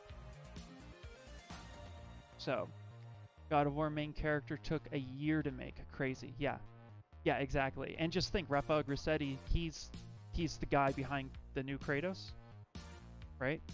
So, and that he's like a wizard. Just shouting out all sorts of artists today, but they deserve it, man. But you know what I mean? Like, yeah, it could take a long time. An artist in my Discord, I'm blanking on his name, so I apologize if you're here, but he sculpted this really amazing helicopter that was super realistic, and he's been working on it for I think about a year as well. So it just depends on the piece that you're doing. So don't get discouraged if you're thinking you're not fast enough. That's subjective and opinionated. While you might end up being fast, you know, compared to some other artists, speed doesn't replace skill or quality. So, you know, you could be the fastest sculptor and not have, you know, a great piece, or you could focus on a great piece and get faster over time, which is my philosophy.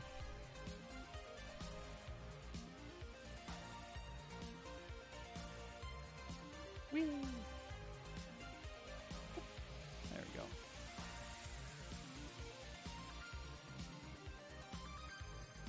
There we go.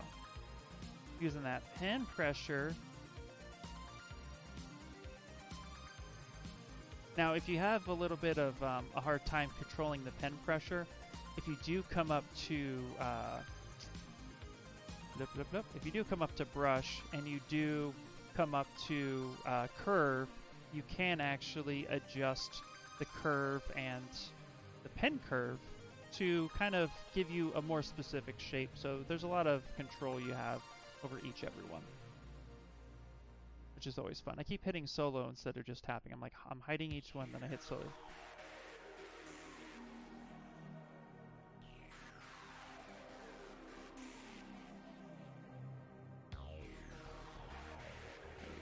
Like I said, this is kind of a stylistic way to do wood planks, but if you wanted to go a little bit more realistic, you would just do these a little bit more fine detailed, and just a little bit more emphasis on. See, I was gonna do it again.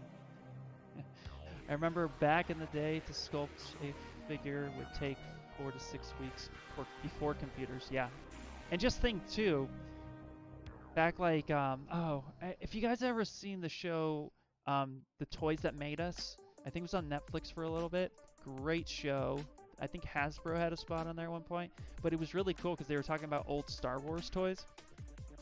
And there are toys that got lost in the mail because they would sculpt it by hand, and then they would package it up and send it off into the wild.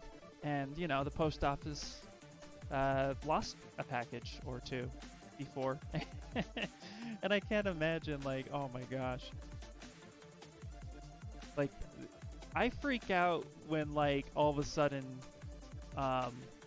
my internet takes a dip and I have to, like, take an extra 5 minutes to send the ZTL to my boss.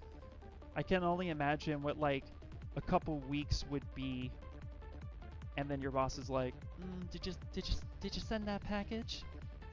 Yeah, I got the receipt right here. Well, it didn't show up. Resculpt it, buddy. That's just like, I would die.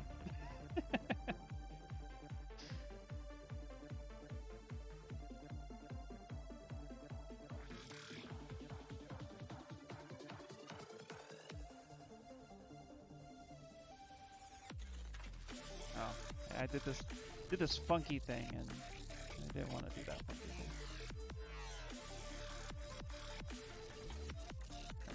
There we go. That's a little better.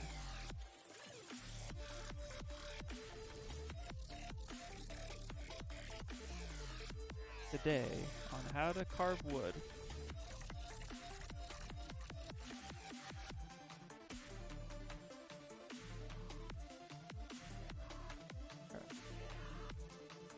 All right, how much time have we got? 6:30. Okay, so we still have plenty of time. I did want to finish the wood planks real quickly, but if you guys also had questions about like the frame mesh technique that I did to do the wood or the rope, we're going to be doing that a little bit more today here in a second.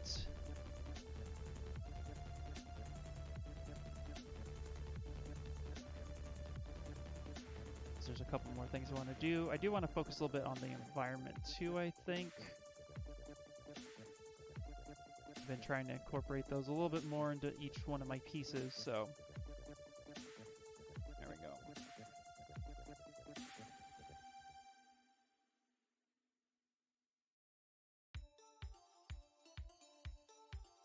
So you can see, yeah, this is the technique I typically rely on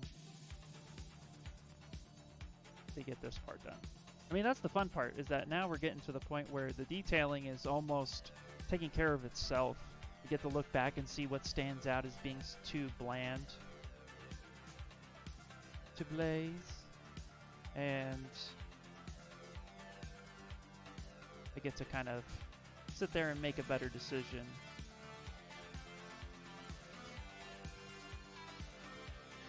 There we go. Ooh, that one just like, that was like magic. It just happened. What is everybody else working on? You guys got any projects that you're super jazzed about or been focused on the last couple weeks?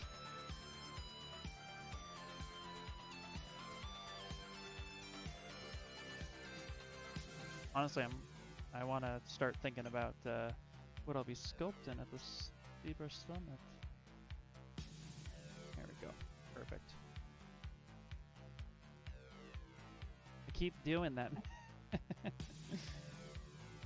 should have an error count every time I hit solo instead of just unhide.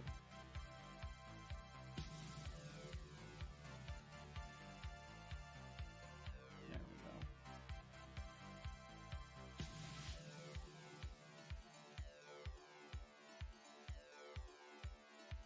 There we go.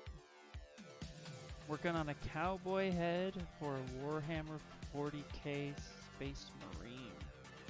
Ooh, nice.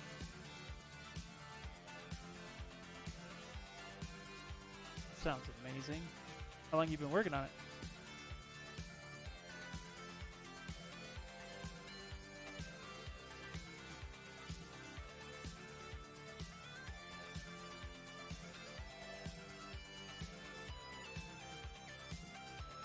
No autosave. You don't want the autosave. There we go.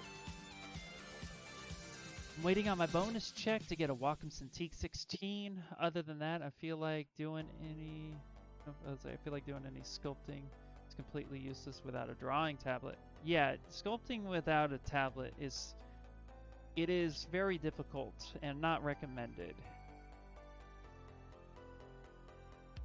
But, you know, any old tablet will do as well, but the Cintiqs are really nice. I'm on the Cintiq 22, no, not even the HD version, just the HD version, sorry. The 22 HD. It's nice, I really enjoy it.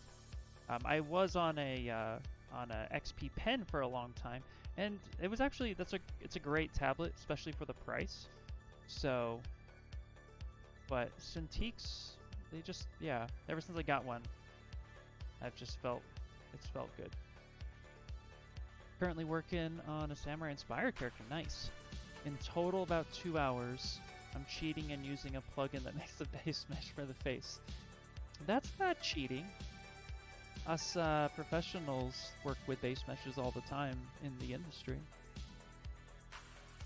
So, you know, Jimmy is missing! What's up, dude? That's actually something too that I don't know if you guys were ready to have. I don't know if you guys want that conversation, but I'll just start it and then we'll see what the response is. Base meshes are great for projects once you understand anatomy, and I recommend using base meshes more often now because it helps you learn the pipeline for a production job. So, for example, even in toys, right? A lot of toys, like Funko, for example, they have a very specific look, right? So if I were to sculpt from a sphere every time, it would be really hard to keep that consistent look, especially since I'm not the only sculptor at Funko, there's a lot of us. So they give us a base mesh to operate from, and then we go and we pull the concept. So we have a lot of industry jobs will provide their own base meshes when they're trying to keep a consistent look about them. So once you understand anatomy, and you really have a good time, you know, being able to take something and sculpt, and get the shapes and the volume and the proportions correct, then it's time to break away from building from a sphere every time and start working with base meshes and learning how to sculpt a little bit more in asymmetrical poses, so that way you can just start getting into the work and you don't always have to worry about volume and proportion. But again, that's if you're trying to kind of train for an industry job. But I am not saying don't always sculpt from a base mesh. I definitely recommend from time to time grabbing a sphere and making everything from scratch because it keeps you fresh that way. But a lot of times, like, I've done so many projects in the last couple of weeks, and I'm just like, grab the base mesh and start going, because that's just kind of how it is. So base mesh is not cheating. I guess that was the long skinny of it, right? How are you doing? I'm doing great, Jimmy. Doing really, really good. How long have I been working in ZBrush? So I've been working in ZBrush a little over 5 years now. I've been a professional artist for a little over a year now, and I just got my first studio gig a couple months ago. I was a professional freelancer, so I freelanced with a lot of different companies over the last year. With the quarantine, it was kind of the way of the artist at that point, but I'm now a studio artist, and I've been with Funko for almost 2 months, and it's been fun. It's been really fun. Are you working crazy hour? I'm working insane hour. Yeah. Yep. And it's good. No, I love my job. It's great. You know that thing when they say, you know, if you do what you love, you're never really working a day in your life? Well, I'm going to modify that a little bit. When you do what you love for a job, it helps when the long hours come, because you're just like, well, I love doing this and I'd be doing this anyway. So, you know, it helps. It helps a little bit when you start feeling a little fatigued and you're like, oh man, I'm just tired. It's like, well, I get to do the thing I wanted to do. So it's been good.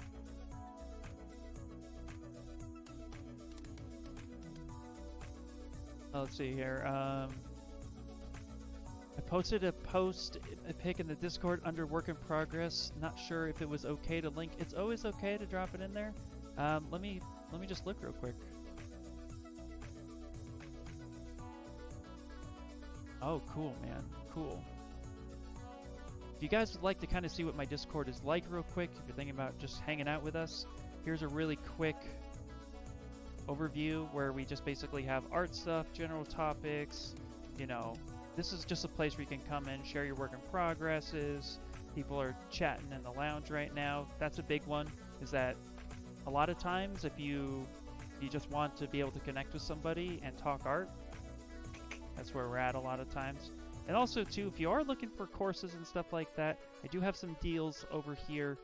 Courses, especially if you're doing for anatomy stuff, so feel free to pop in there. But, dude, that looks really good, man. That looks really, really good. And I'm going to drop a link real quick. Bloop.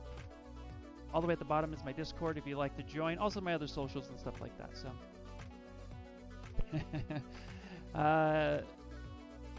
Let's see here. Have you ever animated anything? Yes, I have. Jimmy is missing. I have not. Let me rephrase that. I have prepped for animation. I have not specifically animated myself, but I've seen the process and I've watched some of my stuff turn into a moving, lifelike figure, and it's great. It's where all the cool kids hang out. It is where the cool kids hang out. And everybody's a cool kid, so come on and hang out. Yeah, it's just a great place.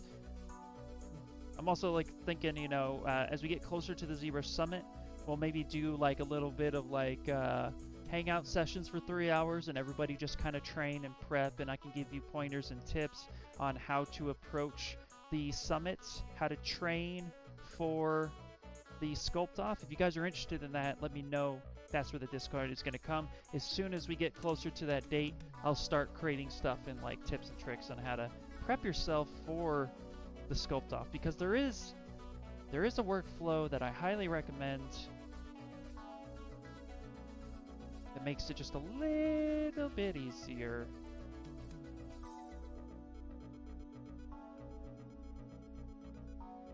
So if that's something you guys are interested in, let me know. Loop. There it is. I keep doing that thing. Oh, sweet. Yep. This is the VIP Cool Kids Club. Oh yeah. Oh yeah, that would be awesome. Heck yeah. All right, great. Yeah, so keep in mind that that's what will be coming soon. Probably take me like a week or two to come up with something that would be beneficial. But yeah, we'll do that. Because even I'm going to need to start prepping, and it's a different mindset when you're prepping for a speed sculpt. And remember, we're going to be rendering in ZBrush. So there's going to be some tips and tricks thrown your guys' way about how to render in ZBrush, since you're not going to be able to use any other program if the rules are the way I remember them. Don't quote me yet, but we'll have all that stuff worked out closer we get to it. We're almost done, guys. We're almost done with the wood plank carving. I'll do the other side on my own. You guys have seen enough wood carving for probably a lifetime. The next streamer that's like, oh, I'm going to carve some wood. You're all like, no! Can't do that. IR took all the time. I'm just kidding. Don't do that. Sculpt challenge. Yeah, ZBrush Summit's coming up, buddy. I joined in a Discord. Thanks, man. Happy to have you there. The main problem I've got with doing the comp is my internet connection. Not sure if it would be able to stream for the duration. The only disadvantage, living out in the sticks. Yeah, that would be a little bit of a bummer. I think YouTube, you could stream to Twitch and you could stream to YouTube now. YouTube, in my opinion, has a much better connection for the buffer, for the delay buffer, because typically, like you guys right now on YouTube, are usually about 20 seconds behind the Twitch streamers. That makes it a little hard to talk to everybody at once and make sure I get all the questions answered. But the reason for that is I understand it, so don't quote me, is that YouTube kind of pre-buffers everything. So you may want to do some test streams on the YouTube side and just see if you actually do stay active and live the whole time. As long as you start and stop within the appropriate time, Everything else should be fine. But yeah, it does make it a little bit hard. Is that a Games Work base mesh? Nope, I did it. I sculpted it myself. It looks great. Thanks, man. Appreciate it.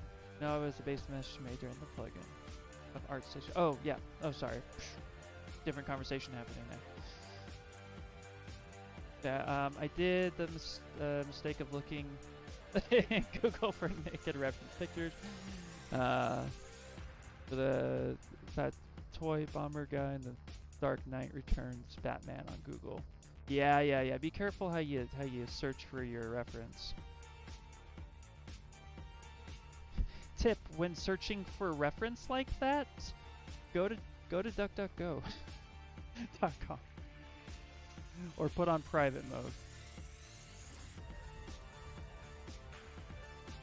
It's helpful not to spam your Google account with stuff.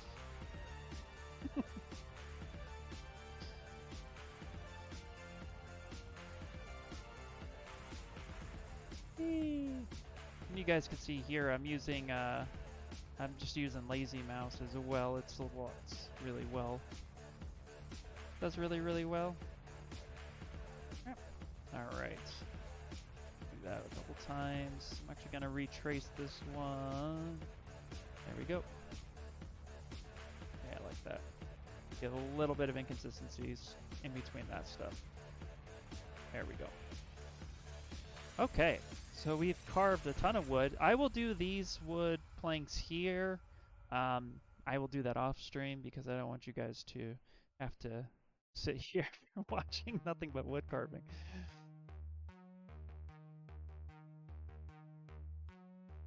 You still get Insta ads if I do private? Oh, yeah. Don't search for references when live streaming. Pro tip. Fact. Hashtag fact.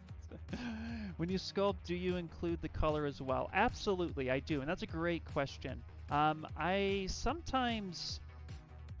It depends on the piece. If I'm concepting something myself, if I'm not quite sure how something's going to be, I typically don't do color, and I go for more of a statue-esque look. So something like this. But when I'm sculpting something that is fan art based or does have a concept that exists, because I'm just kind of like I'm either doing a tribute piece or a fan art piece, however you want to call that. If the object or the concept exists already, I try to adhere to that color scheme because it helps me see where things are wrong when I'm trying to get it as close to the concept as possible. When you're doing concept work, 1-to-1 ratio, meaning you're trying to perfectly conceptualize it from 2D to 3D is how we do it. With color, that helps your eye see. Now, that's not a guarantee that's going to make it good all of a sudden either. Sometimes color can throw us off. So a lot of times I will use color, and I'll use base color to just kind of get the look and feel of it, and that'll help guide me a little bit. But I, from time to time, will turn it off and look at it. So like, for example, we'll take this guy right here. So while color can definitely help me see how the character is supposed to be, when I get in here and I'm looking for anatomical errors, that color can hide too. So see, like here in his armpit, for example, the shadowing that's here, that can actually kind of turn my eye off. So I'll bounce between the two and say, yeah, his pec's a little torn here. So I'll come back in and I'll fix that. And I'll kind of soften that part up, and then I'll turn the color back on, and then say like, okay, yeah, that's looking a little bit better. So you can't have a Bokoblin with a torn pec. It's just not the way it works. So I'll sometimes go through and turn the color on and off just to get an idea, and then from there take a look from afar. So I utilize both, but the color in the beginning can help you for sure. When I use lazy mouse, I get tiny dots in my stroke even if it's set in freehand. Gabriel, you know, I've had that problem before too. What brush are you using?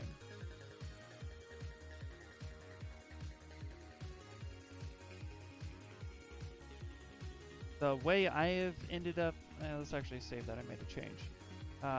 What I've done to prevent... Let me see if I can replicate that problem, because I've had it happen before as well.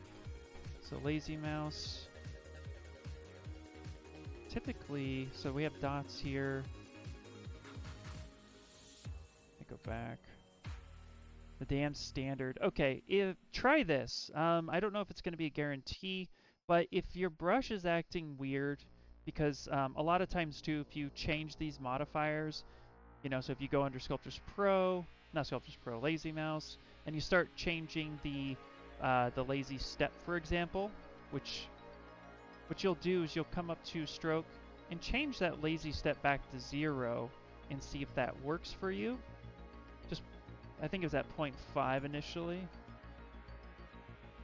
And what I've done is if, maybe it was at 1. Maybe it was at 1. No, it was at 0. Okay. Yeah. But a lot of times too, what you could do, so you could see like, you could change all of this here, lazy smoothness, and let's say you can't quite put it back together. So if you take a look over here, all these things have set.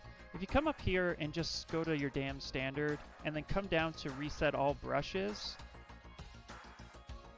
then when you come back to your damn standard, it's fixed. So that just means that something got kind of wonky a little bit. So just go brush down at the bottom, reset all brushes.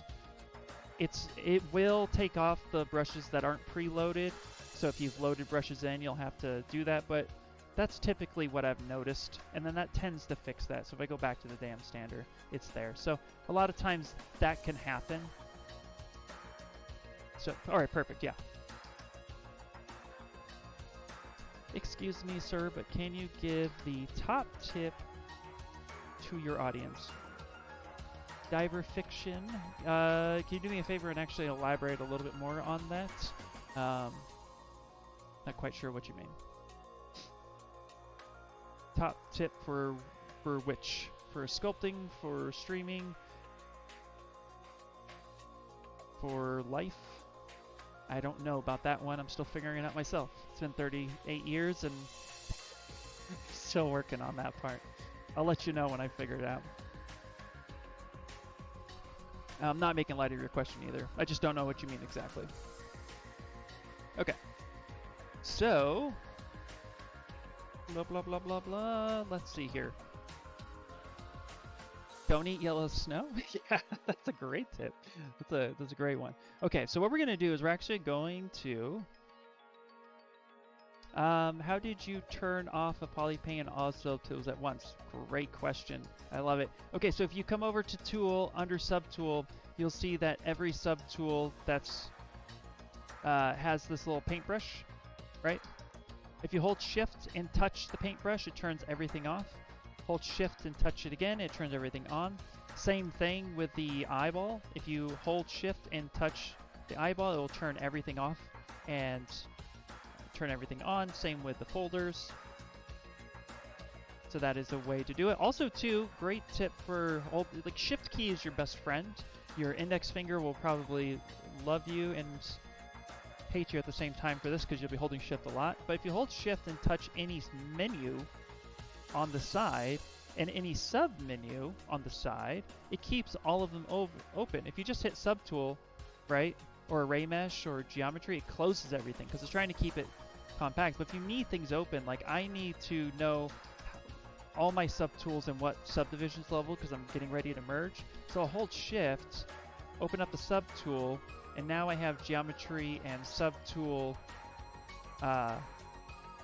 folders open, so I can see as I touch down on the keyboard, I can see how many subtools have what subdivision level, etc., etc., etc.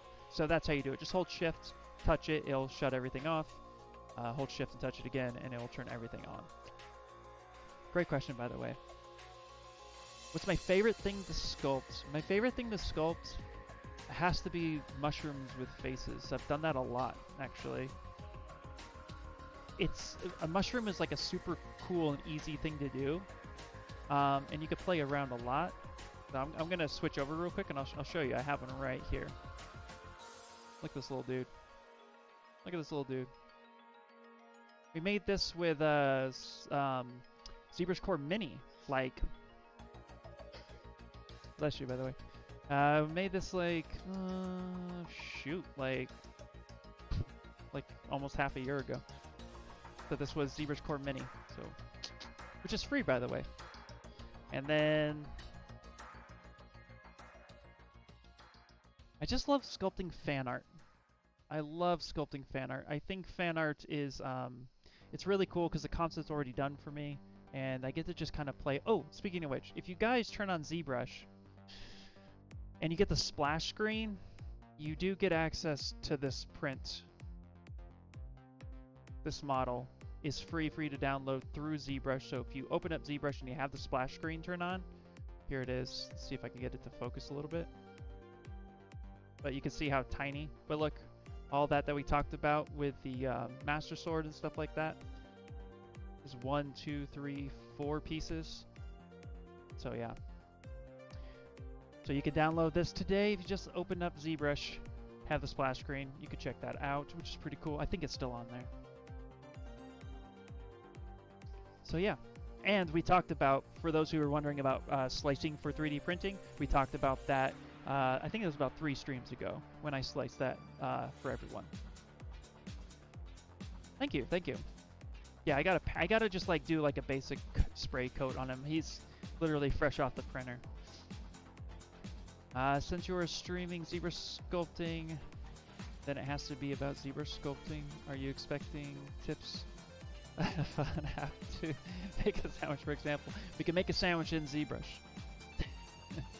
Now, I just wasn't sure what you were referring to for your question, but I would say biggest tip for any artist: don't dwell on the project before you start it. Don't panic. Don't stress about the project. Don't look at a project and say, "Man, this thing's so big and complicated, and I just don't know how to approach it." Just start. Just start sculpting. If you're new and you want to get into ZBrush, just start sculpting. If you are not sure what you want to sculpt, sculpt something. Literally, it's just start and sculpt something. So that would be my biggest tip as an artist. Don't let the fear of the unknown control what you do. Just try it. What's the worst that happens? It doesn't work? I mean, I fumbled with nanomesh, and then I spent the last week really diving into it, and now I use nanomesh all the time. So my biggest tip is don't be afraid to start something. Try it, fail at it, because failure is how you're going to learn. So there you go. And that applies to anything, not just in ZBrush. As someone trying to learn 3D in ZBrush, would you say just getting started and making stuff is the best way to practice? Or would you recommend trying to sculpt anything specific objects or subjects? What I would definitely say is kind of just piggybacking off of the last thing I said. Start something. You know, if you're within your first year of sculpting, try different things, because you might be really surprised at what you find interesting. I know a few people who are like, I hate hard surface, I'll never do it. It's this guy. I sculpt hard surface in ZBrush now, and I love it. It's great. So, yeah. If you're within your first year or two, try a lot of things. Don't just be like, I want to be a character artist, and then that's it. Because I think you limit yourself.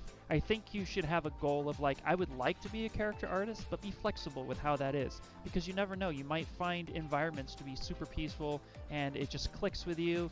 You might be the guy who's staring at trees in video games instead of the character. Then again, you might be the guy who's looking at all the clothing in the characters, and you're like, oh man, I actually love cloth design. But there's jobs for that. So, yeah, I would say just start, be open-minded, and you know what? Here's the other thing too, and I'm guilty of this too. Don't compare yourself to other artists. Don't look at any other artist you see and say, oh my god, they're so amazing, I'm never gonna get there. Don't do that. That's like the worst thing you could do. The best thing I would recommend that you do is actually take your time and just enjoy the journey, enjoy the process. Figure out what you want to make, how you want to make something, learn from others. But you could be looking at somebody, like you're looking at me 5 years in the making, right? So if you're year 1 and I'm 5 years ahead of you, that's not a fair comparison, because I'm further in the journey, but your journey starts today. So if that's when your journey starts, just enjoy that process and know that you will get there too. And everybody learns differently. So So there you go. That's a tangent. That's a second tangent for the day. Let's see. How do you work on multiple projects at once? Indeed. Honestly. You learn to walk away. You learn to start a project. You're gonna juggle a lot of projects the more you work, and it's hard to say how exactly I do it. I think I'm just used to the process, but you kind of make mental notes at where you are, and every time I load something up, like I haven't seen this project for a week, and I loaded it up, and I was like, oh yeah, okay, this is what I did last time, and you kind of just remember. It's kind of like how you remember lyrics to a song. If you heard it enough, you just end up remembering it. Let's make some cloth. Let's actually make some clothing for this guy a little bit more, while we sit here and chat a bit more. And actually, let's turn off solo, and let's just turn everything else off so that I can actually turn on this guy right here. And we can make some more clothing. Let's actually, you know what? Let's make a necklace. Let's make a skull necklace, because that's what they're missing. I'm going to show you guys my reference too while I take another question. Here, I'm going to have to actually take this up here for a second. I have references for lots of things. Bokoblin statue. There we go. So one thing I've noticed with this guy is they have necklaces. Looks like little skull necklaces. So let's sculpt a skull necklace, and then let's put that on there. And then it looks like too they have a little drapery and stuff like that. So we could do the drapery, then we could do the skull necklace. So let's do all that, and then I'll take another question.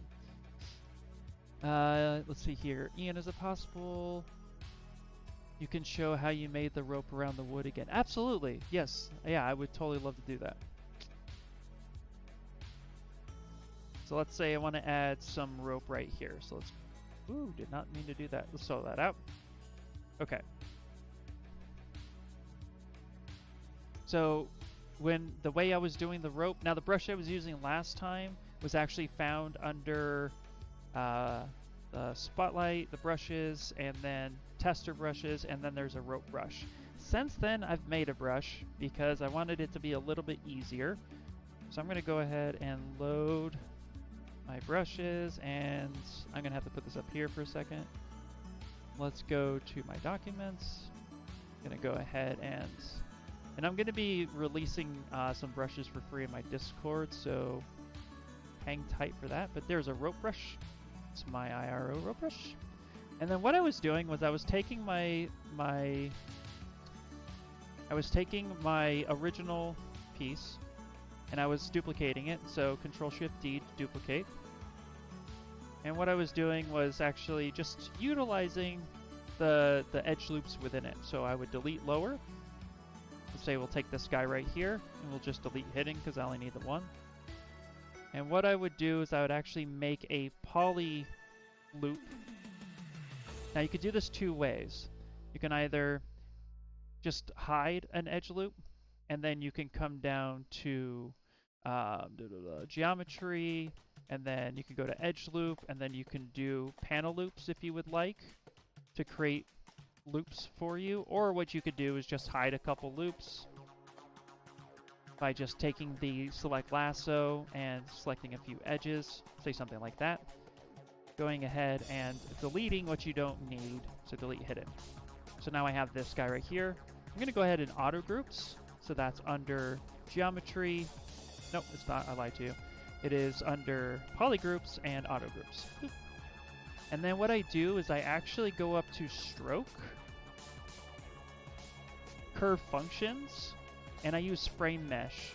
So I have polygroup selected, and I use frame mesh, or border. Boop. We'll do border in this case. You would use polygroups if you had a solid object. So border, and then I just take my curve brush and I tap on the actual mesh, and you can see here, I'm going to make my brush a little bit bigger, tap right there, and it allows me to have the rope wrapping around. It's using that mesh the way it is. So then if we were to look at what was before, you can see now that curve has wrapped around. So it's just using frame mesh, and you can use that for everything. I use it for suits, I use it for like especially spacesuits. I use it for ropes. I use it for a lot of different things. Little just techniques like that. And then of course too, just take the color and fill that color. And then there you go. And then you just can adjust that by taking your move brush and just manipulating it a little bit. And you are good to go. You have rope that is wrapped around your object just the way you want. And it's completely customizable. Let's see here. Learning anatomy on Maya was difficult for me, but I felt easier once I started ZBrush. Yeah, ZBrush is more organic in that sense. Just do it. Yeah, exactly. Thanks, Scott. It's perfect. I just thought the rope work is a bit neat. Wouldn't they have been a bit odd hanging off randoms? Yeah, I still haven't finished any of that. Right now, we just broke that all up, but also too, thinking about 3D printing, you don't want to add objects that might be too complicated. So for example, if I were to take my rope brush and I were to do this little hanging bit, I could do this, not a problem. There's nothing wrong with that. But with 3D printing, you got to remember too, you have overhangs and you have little things. So something like this where maybe it would get a knot and then I'd have a little bit of twine hanging off like this, right? Well, while this looks really, really cool and probably be really awesome in a render, I have to be careful of how I want to approach printing that, because that could just be a piece that snaps off. So that's a design choice. And remember, this rope is going to be tiny, so those are little things that we just keep in mind. But it doesn't mean you can't do it. My journey has started. Thank you so much for answering these questions. Absolutely. I love that. This is actually the thing I love the most. Do you use any of the newer default brushes? I see a lot of cloth and chisel stuff since the last I used the software. I do from time to time, but I will be honest, I have stuck to a bit of a workflow, but I try to expand and utilize a lot of the newer brushes. The thing that I've really fallen in love with a lot is the Curve Alpha and the Flat Curve Snap, especially when dealing with any type of cloth or hair. So I've been using that more instead of using hair brushes. I really love the Contrast Delta and Contrast Target a lot because it helps you punch detail instead of having to sculpt it manually. So I haven't used much of the chiseled organic features. I tend to do things, like I said, a little bit more brute force, where I just like take a piece of clay and I smash it together and it makes something. But yeah, the other brushes I really love, actually. I would say Mesh Project, Mesh Balloon, Mesh Extrude. Great brushes. Love them. One of the big things I learned recently is don't get too attached to projects. It's okay to start over. Absolutely, yeah. Yeah. It's okay, yeah. Absolutely. And I can never finish anything. Don't worry about that either. Like, start stuff, you learn to call things done, but it is definitely, it can be hard to feel like you're not finishing anything, but if you're still in the learning phase, then that's okay because you're still gaining experience, but try to make smaller projects instead of trying to sculpt something this crazy where like it's taken me weeks and I come back each time and look at it with different eyes. Maybe start with something small like a Pokeball or a little character that doesn't have a lot of clothing, or maybe pick like a weapon that you really wanted to sculpt for a character later in the future. Things that are easy and simpler to block out, start with those because you just could be overworking yourself. Now I'm actually thinking I want to add more rope. Let's do that. So let's take this guy. Let's solo this out and let's actually duplicate it, and we'll take this down to the beginning. Yeah, and then we'll make the other stuff real quick. Okay, so we're actually going to get rid of that guy. And then let's get rid of, let's see here. Question. I want to make sure I'm not missing anything. How do you go about when you make skirts and that sort of clothing? Ooh, great question. See, I was going to make rope instead. Let's do it. Let's do it. So I use the extract function for most of my stuff. So So let's say I want to make clothing for this guy. Let's turn everything off. And we're going to make some clothing for this guy. Okay. So I use the extract and masking function for most of everything I do. And then I spend time cleaning that up. And so basically how I do that is I take a example of the cloth that I need. So for here we have this nice bunched up piece of fabric that we'd like to throw over his chest. And all we're going to do is we're actually just going to mask the basic shape of it. So we know that it's half of a shirt, maybe at best. So I'm just going to go ahead and use the mask lasso. And it doesn't matter about subdivisions or anything of the sort, but you can duplicate your subtool, delete, hire, and all that other stuff. It's up to you. But we're going to go ahead and just kind of mask off a basic area of where this shirt would be and how it would flow on the body. So something like that. We don't have to get perfect. We don't have to get the wrinkles down below his belly. This is perfect. I'm going to go ahead and sharpen that mask so that it's looking something like this. And then I'm going to go to Subtool, and then we're going to go down to Extract. And then what I do is we have a few settings here. Now we have, I think this is for Smart Smooth. I don't ever change that. We have Extract, Thick, Double, and T-Border, T-Corner. I leave these settings alone. What I do change is Thick. I change that to 0. The reason why I change that to 0 is because it will actually give me a single-sided poly. So that way I can actually just manipulate one plane instead of a thick piece of geometry that can get kind of folded on itself. So single-sided geometry right here, 0. I'm going to hit Extract, and it's going to give me this shape right here. And if you move your camera, the Extract goes away. It's just a preview, so we hit Extract again, and then we have to come down here, and a new feature has arrived, and it's Accept. So we go ahead and accept that. That will automatically make it a new subtool, and now we have this guy right here. Now, before we do anything else, we need to clean this geometry up because it is ugly. It's very ugly.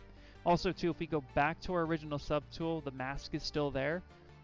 If you think for some reason you've messed this up or accidentally deleted it while you're working on it, can happen.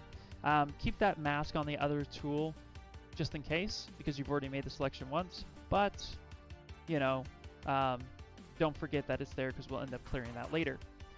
Now we have this, and you can see the geometry is pretty dense because it was built off of the other subtool, which is also pretty dense. But notice too, it's hard to tell, but if we come in here, you'll actually see that the edges are completely creased, and that is going to be very helpful. So what I like to do is kind of soften the mask it comes with, and then I like to come on down to Deformation, and then I like to Polish by Features. This kind of like cleans up the edge a little bit before it gets a little bit wonky. So I'll do Polish by Features, and that just kind of cleans up the edge a little bit. You could also do Polish crisp edges. That works. And then what I like to do is go ahead and clear the mask, go up to Geometry, I go to Z-Remesher, I turn on Keep Groups, and most importantly, Keep Creases. I turn Adapt off, and I set it to about 10,000 polys. And Adapt off, I just find that it responds better for what I do. And then I go ahead and hit Z-Remesher. And this is going to kind of retopologize a little bit for what it is I do. And that gave me some pretty decent edge flow. I got some poles, but it's still pretty dense for me. It's a little too dense for me. So what I do then is I actually go and say half, and I Z-remesh half each time.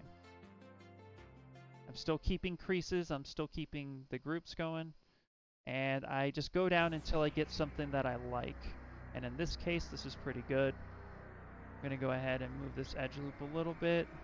You can relax smooth by holding shift, start smoothing, let go of shift. It's a relax smooth. You can kind of see how the topology is working. Move it around a little bit. Relax smooth. Now notice that the edges don't smooth, and that's okay. I'm just going to move some of these edges around a bit to get something a little bit nicer around those edges, then I'm going to hit same because I'm at 1,000 active points, and that's pretty good. So I'm going to go back to ZRemesher, hit same, and it's going to ZRemesh at the same level. And I'm going to hit it one more time, and that's going to clean that up just a little bit more. So now I have something that looks pretty nice, and you could do that as many times as you want. It's just going to go ahead and try to pick the best topology that it can. And there you go, yeah. Perfect. And that's pretty nice. So I have a pole right here, but that's okay. I don't think, you know, I don't think it's, I mean, it's not terrible. We can probably try, yeah, that's not too bad. It's okay, it's cloth, it's not gonna, you know, it's no big deal.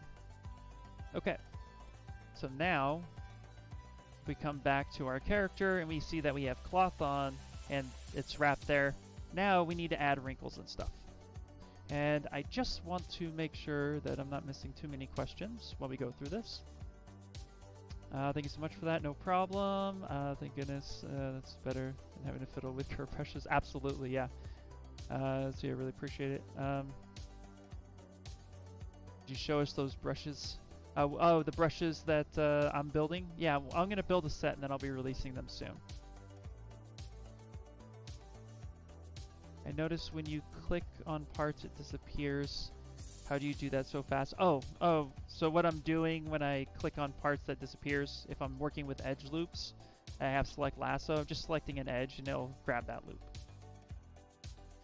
Also, if there's multiple, for example, if there's multiple parts and each one's a different poly group, if you just select the face and then hold shift, control, and drag, it hides each one. That's all. Okay. So now what we're going to do is we're actually going to get a little bit of cloth detail in here. Now the reason why we wanted it low is because I'm going to be using dynamics. But before I use dynamics, I'm going to turn on transparency, and I'm going to take the basic move brush, and I'm just going to kind of move this around my character the way I wanted him to do that, or the way I wanted to sit. And I'm just kind of being a little loose and sloppy about it. It doesn't have to be super, you know, doesn't have to be too nice unless it needs to be crisp like a nice, you know, shirt. In this case, he's not wearing a nice shirt. I don't even know if he took the time to sew this or if he just, like, you know, ate a meal and then skinned his meal. I don't know. They can get dark really quickly. Let's not do that. You know what I'm saying. Okay. So this gives me the basic idea of where that's at. So that's looking like such there. Right? Now what we're going to do is we're going to basically start using dynamics to get this to collide a little bit more. So I'm purposely pulling it off of his body so that we can get it falling on his body pretty well. Once we have this, I'm going to go ahead and hit D to bring up the dynamic subdivision, and I'm going to say always yes because it's asking if I want to dynamic subdivide every time I hit D, because you can hit Shift D to knock yourself out of dynamic, and I hit D to apply it. And as you can see up here, I have a shortcut for dynamic subdivision, but if you would like, you come down to geometry, dynamic subdivision, and that's where your settings are.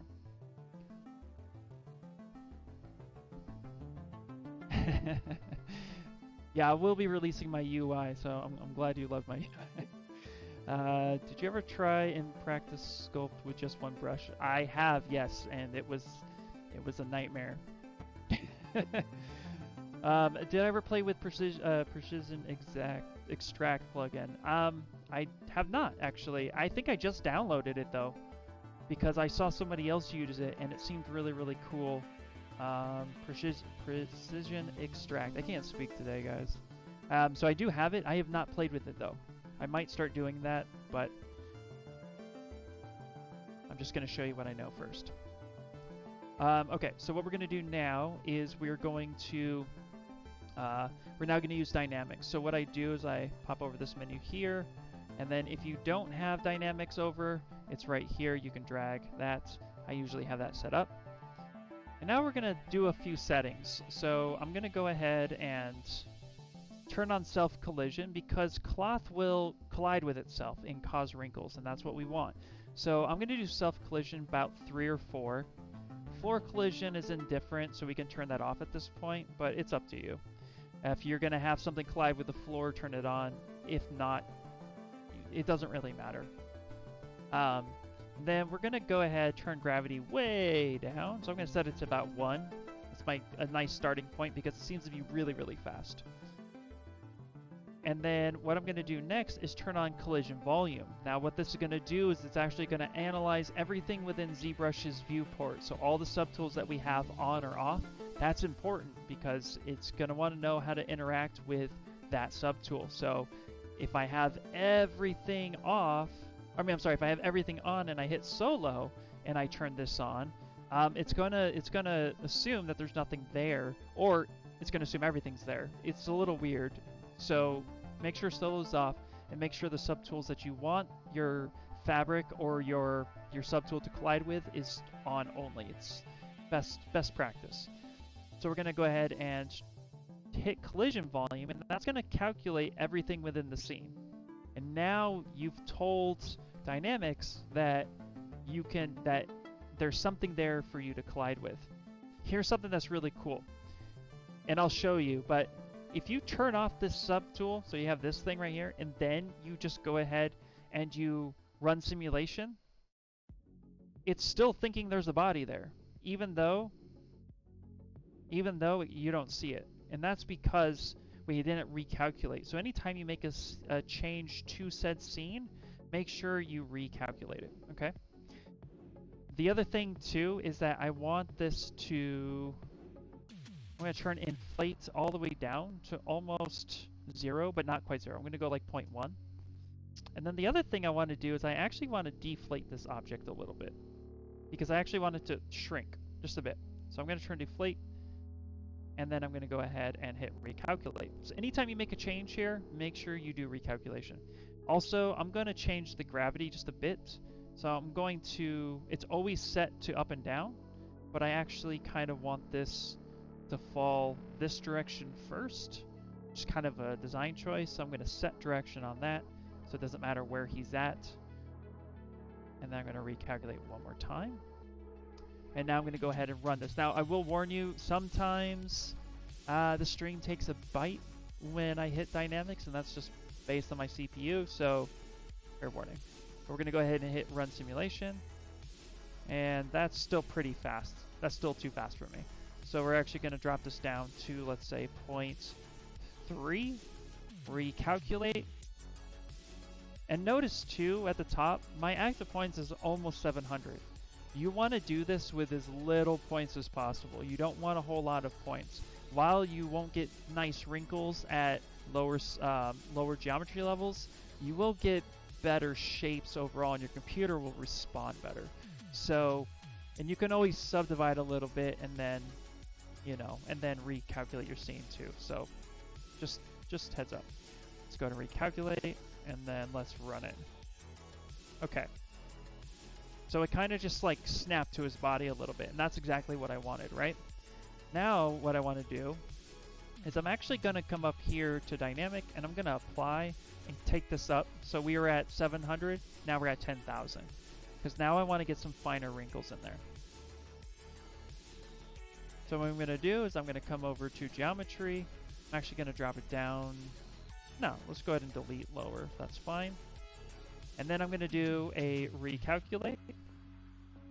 I'm going to reset my direction. Recalculate one more time. And remember, we're only working with single-sided geometry. I'm going to run simulation. So you can see here how now everything's getting a little crazy.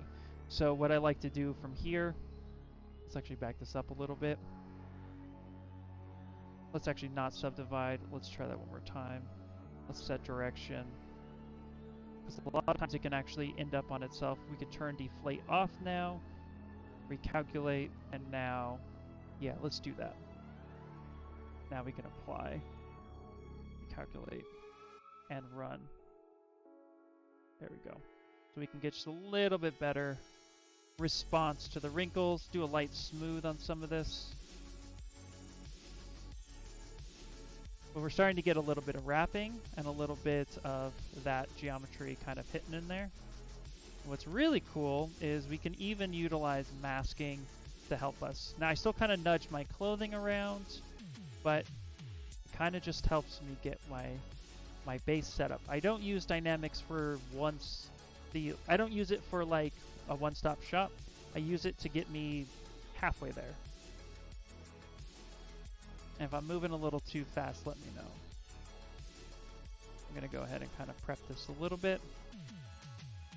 Now what I want to do is I kind of want this to fold over itself. I'm going to tuck this in a little bit.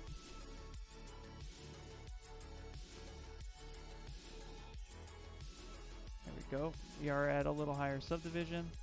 And I'm going to go ahead and mask where I want it to tuck in. Something like that. There we go. I'm going to soften that a bit. Now I'm going to come up to unmasked, which means that whatever's masked is going to move, and I'm going to invert that. I'm going to soften that a bit more. Recalculate. It's still a little too fast. I'm going to drop that down a little bit more. Get a little bit of wrinkling happening right here. And now these wrinkles can actually give us guides on how we want to put our wrinkle definition in there.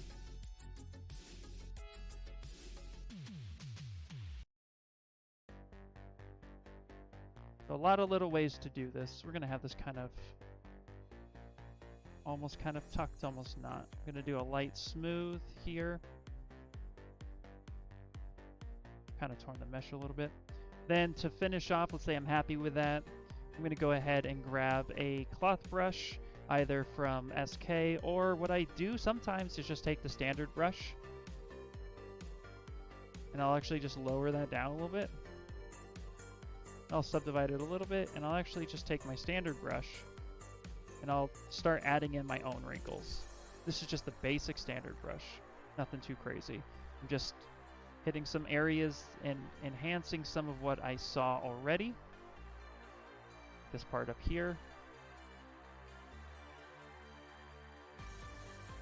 That's kind of wrinkled on itself a little bit. Tuck some of that in. And that's how you start getting some cloth. Pretty simple, pretty quick. You can take your time, make it as neat as you want or as sloppy as you want. It's totally up to you. Let's see here. I know this is a Pixologic stream, but on the QT, do you use anything else in your pipeline before or after? Actually, my job, I'm not even kidding you, my job is 99% ZBrush. I'm just a digital sculptor, so I don't really have to do anything else. I have used other programs that obviously we don't go into, that most of them, but for the most part, I do everything within ZBrush. Most of the programs I use outside of ZBrush is for rendering, so like KeyShot, Marmoset. Have used Substance Painter a few times, but for the most part, no. Most of my stuff just stays right here in ZBrush.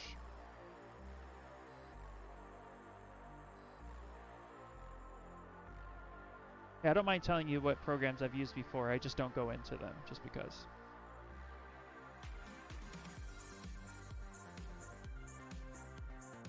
How do you hide objects when you click on them? When you click on them, if they're a different poly group, again, if there's multiple objects in the same subtool, so for example, let's go ahead and, I'm actually going to lower the subdivision a little bit, work with it. So let's say, again, it's a different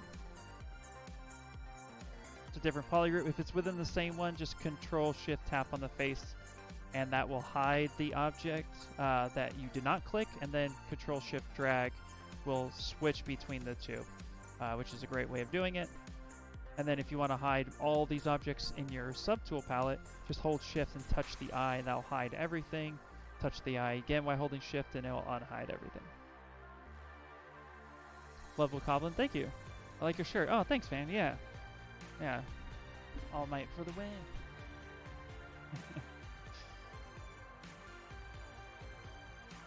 So hopefully that answered your question when it came to cloth.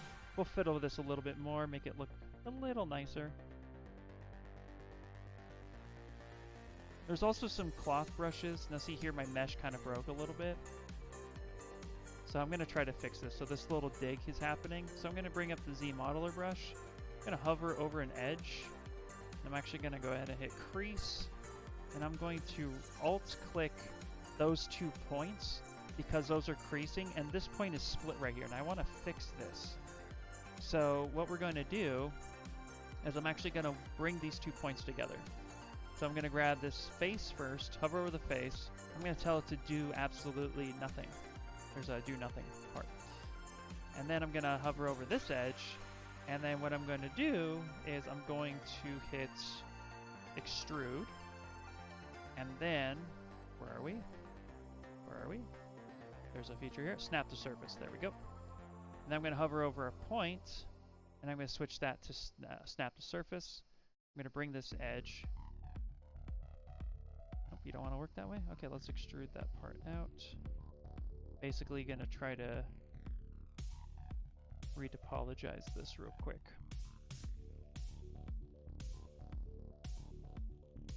Having this come here. Yay, that's snapped right there. Perfect. I'll bring that. Actually, you know what we might want to do?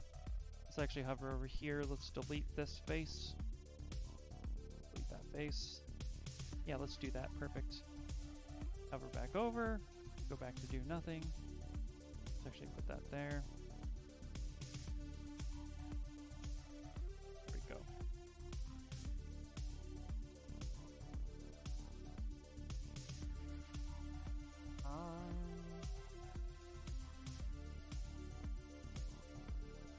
Do that. Just want to build that edge back. Let's push that there. Okay.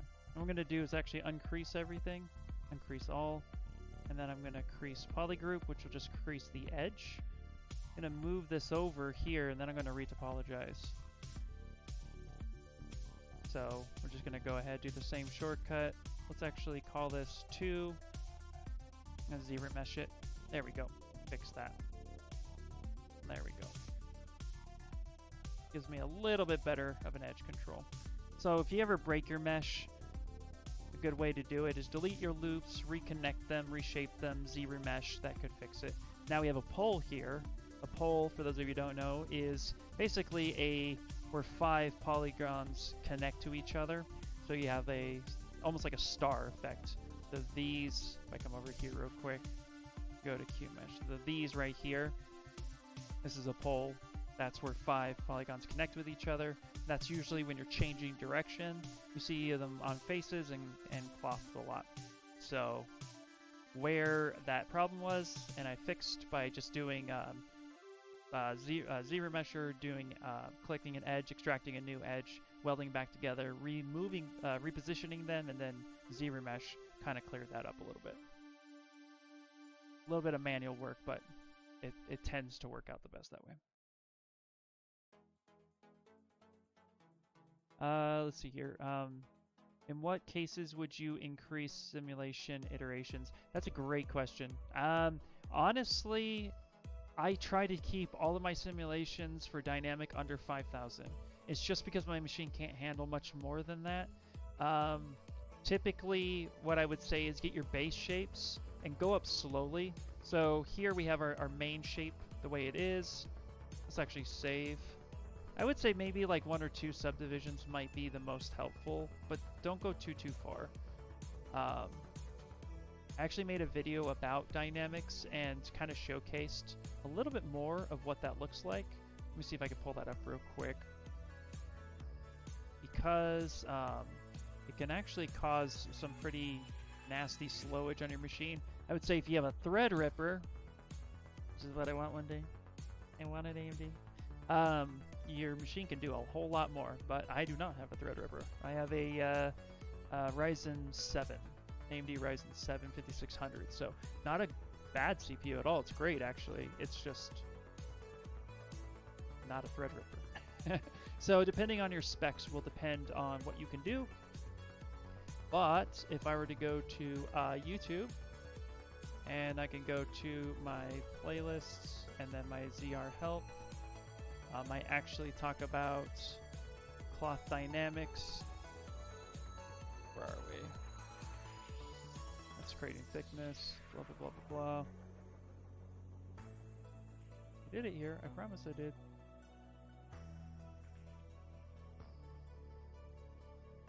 Did a video on it. Where is it? Let me just pull up my videos real quick.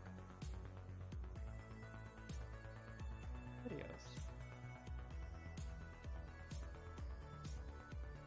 There we go.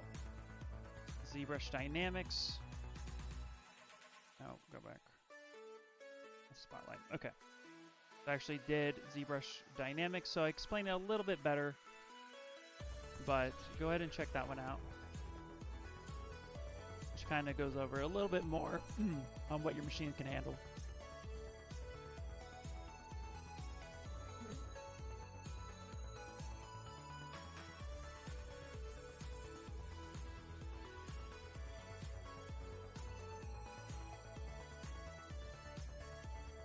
Hey, Thomas.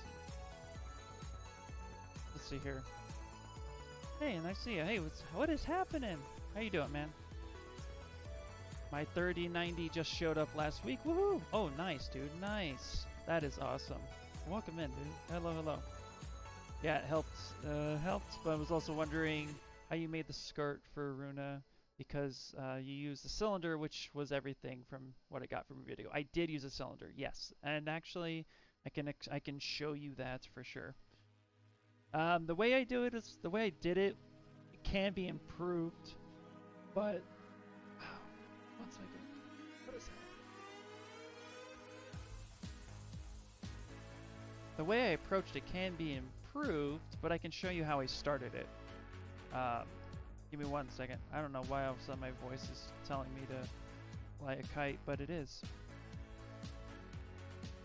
Let me just do this real quick with the SK. So again, to finish this part real quick, we then could just take our favorite cloth brush, follow the folds that we had set up, and that can give us a lot to work with. So dynamics can almost give you natural folding wrinkles the way you want them. So just a little bit of how I approach cloth and ZBrush, but also look up reference because that's very, very helpful. So, let's see, I've been experimenting a technique making subtools look connected without merging. Ooh, nice. I'd be curious to see what you got. You know what's funny about graphics cards? My 2080 RTX card, which, you know, it doesn't really matter for ZBrush, it's like almost doubled in price. I bought it for like 900 bucks before the 3000 series was announced, and now I looked it up and it's like worth 1500 bucks. It's so weird. It's really weird to me. Anyway, okay, cloth. So more specifically, a type of plaid skirt. I don't even know the proper name of it. So for those of you who are wondering, let me actually load that model up, and I can show you what I did with that. So let's go. Bloop, my storage. Let's go to, I have so much stuff. Did I do that there? ZBrush 2020, was it 2021? Yes. Runa Yamazuki, okay. So this was a piece I did a little while ago, and I actually made this for my daughter. This was actually, oh, it's not the finished painted piece. That's okay. So this in particular is what we're talking about.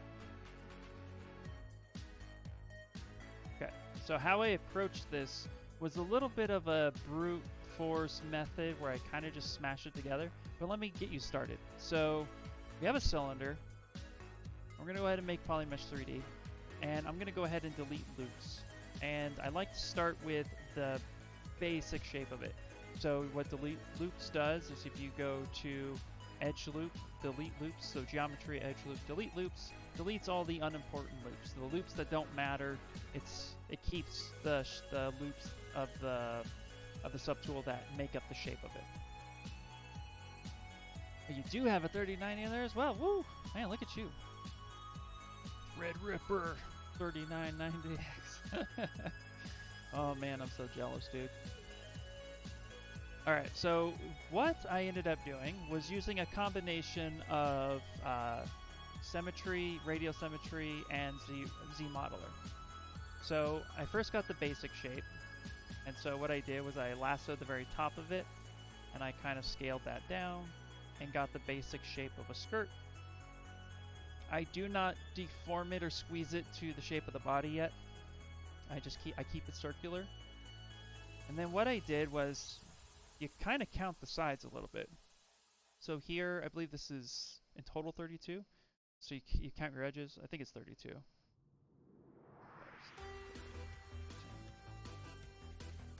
Yeah, okay. So you can actually, when you grab a sphere, you can actually go to initialize, and you can change this so you know exactly. You're not counting like I am, but most of these start at 32. So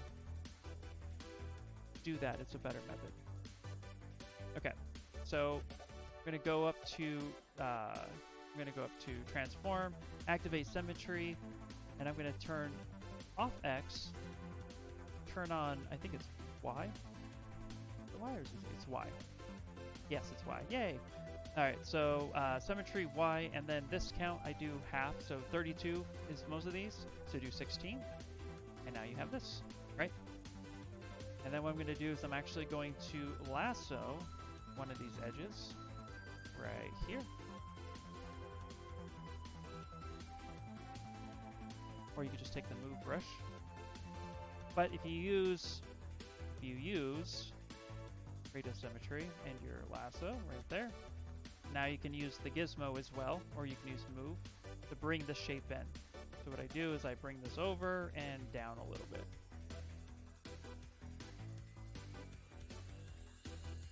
Something like that. You can kind of eyeball this. You don't have to get perfect with it. I'm going to do something kind of like this. I'm trying not to get it to collapse on itself, but it wants to naturally. And then you're going to do the exact same thing.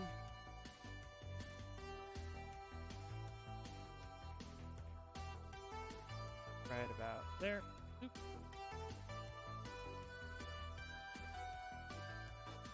And I'm going to bring this part in as well.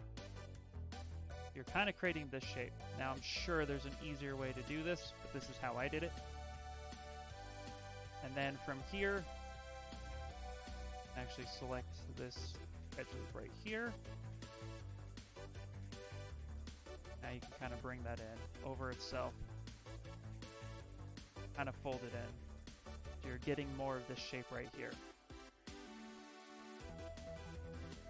Something like that. Does that make sense so far? Let's see. I just want to say that I find your live stream very cool. You're a super nice person. Oh, thank you so much, Spinner. I appreciate that. That's pretty awesome having a million subtools. 100 million subtools. Yeah, I would imagine Thomas that. It's pretty freaking awesome.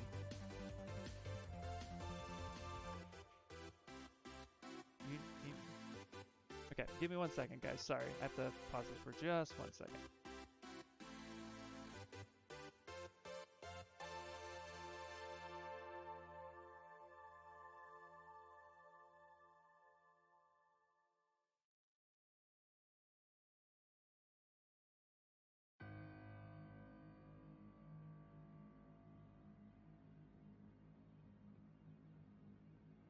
Sorry, kids had to ask a question. You have a child standing here, and it's like, so anyway, no worries. Okay, so now that we're here, and this is where we're at. Okay, now we're going to take the Zmodeler, and we're going to go ahead and actually, I'm going to turn off symmetry for this part right here. Now, if you're 3D printing, this, you may not want to actually really mess too much with making this hollow, but what you can do is you can take your edge insert, you can insert a new edge loop, and then you can push this back or cut against it. But that's how I started it. Now even though I did it this way, this was a very long process, and I'm trying to find out another way to do this easier. So that's the way I started it. I just don't know if it's like the best way to do it. But that's how I did mine, and then I kind of just like fumbled through life and then got it, got my edge loops here, Q meshed it down, like this, you know, that sort of stuff. But this is kind of breaking on itself. I'm sure there's other ways to do it probably, but that's kind of how I did it. That's how you do it too? Okay, great. It takes a lot of time. Those skirts are such a pain. But yeah. Now I'm going to back this up a little bit first. And we're just going to use radial symmetry. So let's do this. Let's turn this back on. And I'm just going to go ahead and use the move brush. If I hold, let's see here. If I hold shift, yeah, that's probably an easier way to do it. So grab here, hold shift, that'll move it along the normal pretty well. At least I'll get you started there. Go ahead and grab that, smooth that down a little bit. You're kind of making a star shape almost, like such. That might be a good way to do it. I'm going to probably research this build a little bit more, just so I have a little bit more, yeah, let's go from the bottom like that. And maybe just kind of like such. And then maybe a little bit. Let's hold that. Let's come back here. There we go. I'll do a little bit more along those lines. Again, you do want to be careful about these edge loops collapsing on themselves. Oh yeah, there we go. That's a little bit better. And then we can add this right here. We can actually select that. You mesh that up a little bit. There we go.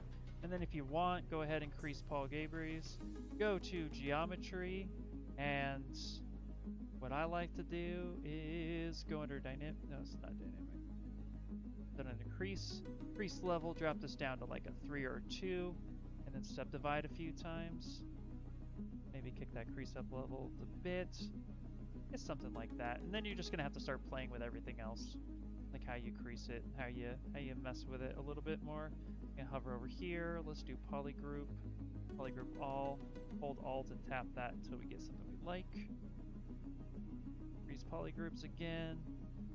So hopefully this makes sense. Something like that. There we go. And maybe divide that a few times. Are faster than sculpting in freehand. Yeah, absolutely. Yep. So yeah, hopefully that works out. Sorry, got it. Text.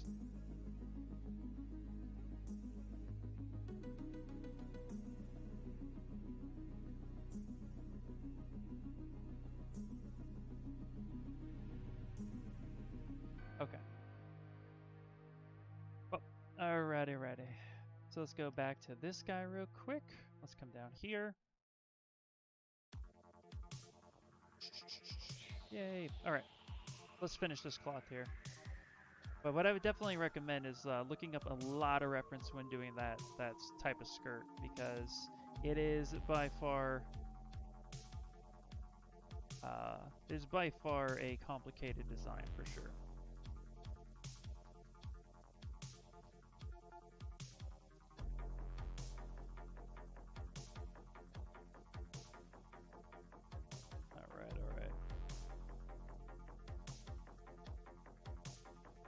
Let's go ahead and do this. Now, most of my cloth, going back to that for a second, I definitely work with single-sided geometry, but when I'm ready, and the reason why I use dynamic cloth a lot is because once I finally get something that I like, I then can go ahead and use the dynamic thickness to finalize the look and feel of him and make sure it's interacting with his body the way I want to, especially for 3D printing. So I can come up and add some thickness. Say that's way too much. Let's go 0.01. And then let's actually go to geometry, dynamic sub, and I'm going to take this offset slider. So when you're working with dynamic subdivision and you apply thickness, it just does a 50-50 split from one side to the other. So what I like to do is actually take the segments and kick that negatively so that it intersects with my model. It's actually guaranteeing that it's colliding with the model that it's sitting on. So that way, when I go to 3D print it, I don't have to worry about it not being watertight. I know it's going to intersect, so when I make it a solid watertight piece, that it's going to merge properly. So that's, I highly recommend that that you use dynamic subdivision to make sure that it's all there.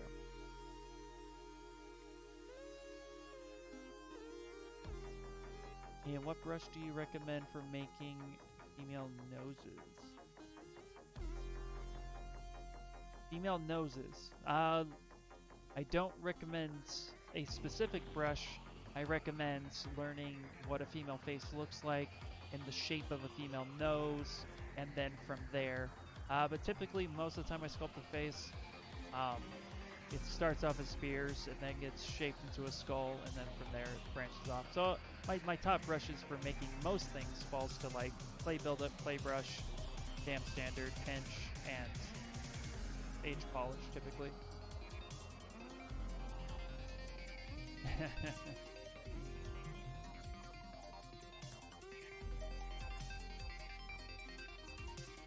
Alright.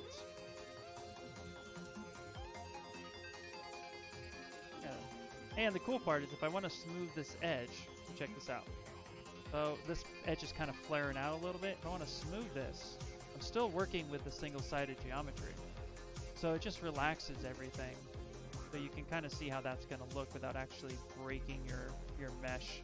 So if you wanted to use smooth to get that kind of turned around a little bit, it's easier to work with a single-sided geometry than it is anything else.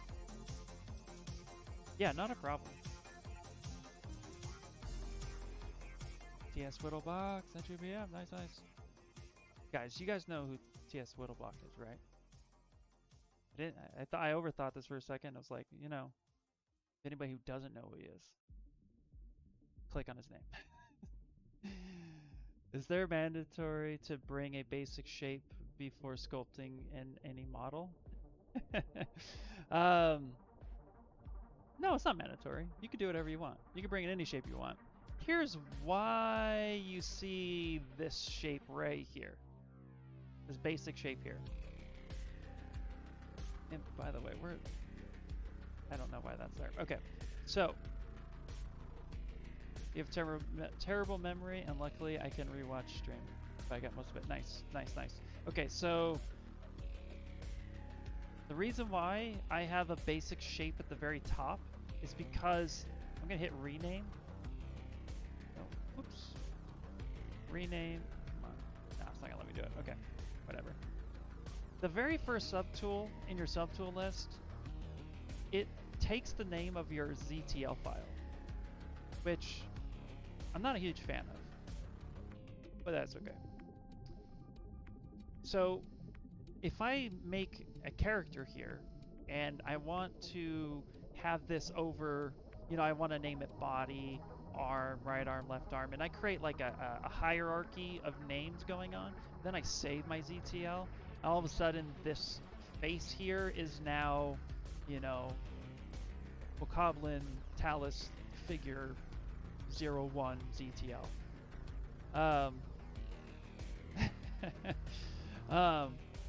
So it's one of those things that's like,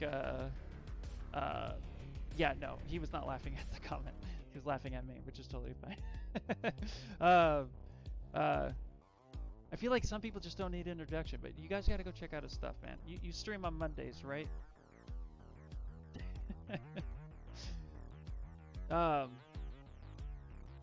So anyway, the hierarchy, the naming, that's why that's why there's a basic shape there, because it takes up the least amount of polygons. It's 26 active points. It's nothing, but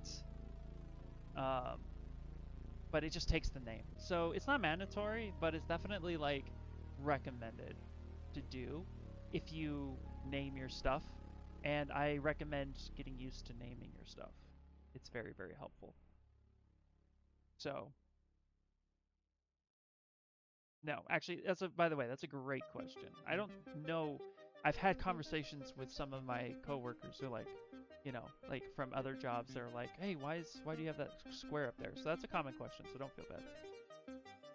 Okay, it is 7:52, which means we're running out of time, ladies and gentlemen. So if you guys have any other questions, last minute questions, but this is where we are so far. Bloop. There we go. Let's turn everything on. There we go, there we go. This is where we are so far. And obviously it's taking a good amount of time to get to where we want to be, but it's very much enjoyable. And the other thing too about this, we're gonna do here, so we're gonna cheat, right? So I'm gonna go ahead and fill this with a color, and then I'm gonna go ahead and Control-Shift-D, copy it. Okay. I'm gonna bring this on over because the blue guy and the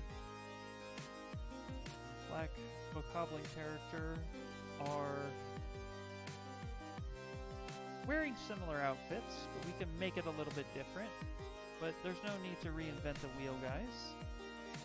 I'm just gonna go ahead and copy this over, kind of place it, and manipulate it, kind of make this our own. I'm gonna go ahead and stick that there. And again, we can turn dynamic off, it's just single-sided.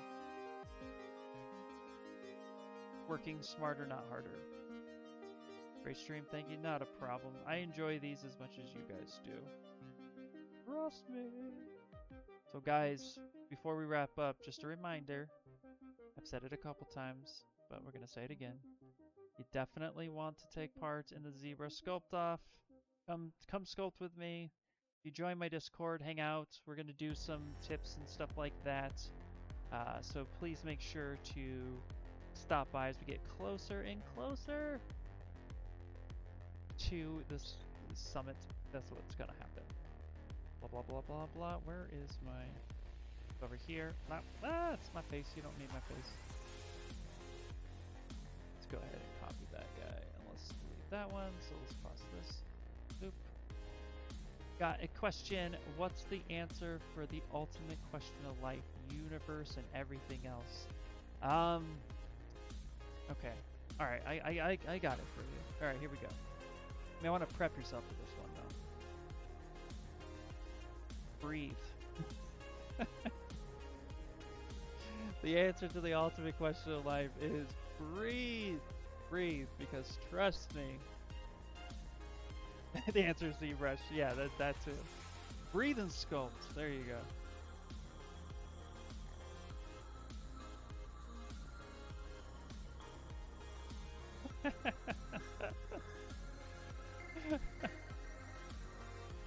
You guys are too much. I love it.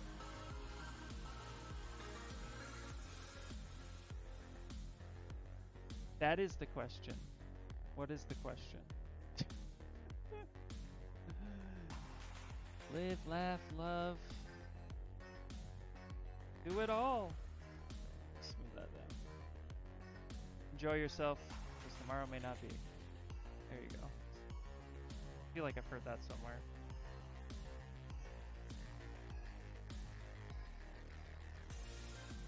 Alright. There we go. Now two of them have similar clothes. Now we'll change that for the most part. We'll end up changing that a little bit just to make it look different, maybe give them a different color, but you know. When you get big pieces like this and you're able to work digitally, you're able to save yourself an extra minute or two by repurposing some things that you've already created. Now we're going to make sure that I don't... Yep, come on. Where are you going? There we go. Let's come back over here. This character, remember I said you had to remember that they had a mask on there. Let's clear that mask so we don't forget. Because when you save a subtool with a mask, it remembers it, and I would forget much, much later.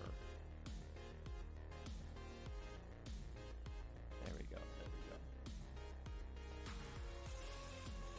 If you want to make a realistic hook, just start with the basic block out of what a hook would look like. Use Zmodeler. I think will do yourself a lot bit. Will do yourself a little bit more of a favor if you use Zmodeler. because you can get some nice shapes. But if you look up, a hook is a pretty simple shape. We're talking what I think we're talking about, like Captain Hook. But always start with the basic primitive, get a good shape in there, and then from there, realistic. The more realistic is all about the little details, the fine stuff. The difference between stylized and realism is for me is a blurred line, because you can take a stylized character and turn it realistic, and you can take a realistic character and turn it stylized. Once you understand the anatomy of how something is made, and remember, anatomy is everything. So it doesn't matter if it's a tree, if it's a piece of rock, if it's a human being, if it's a cat, everything has anatomy.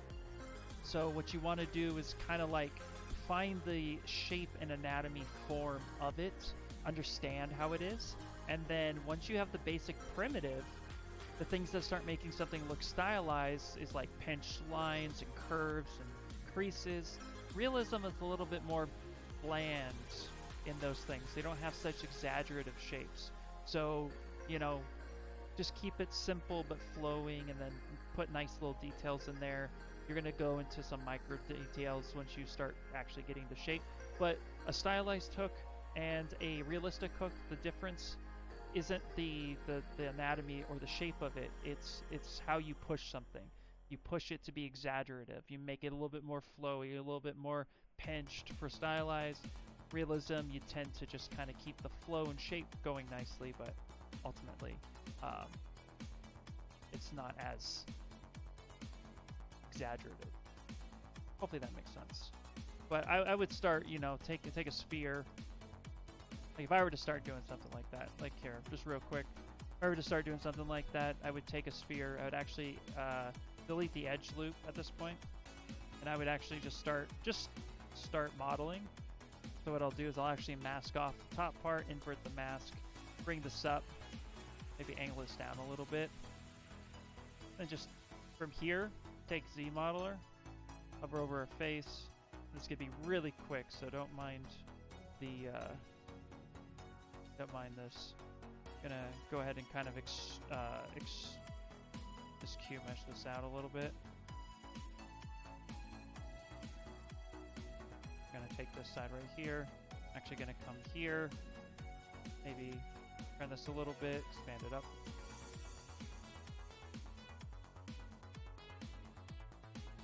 And I'm not working from a reference at this point. Should. But you could do something like this. Just get you started.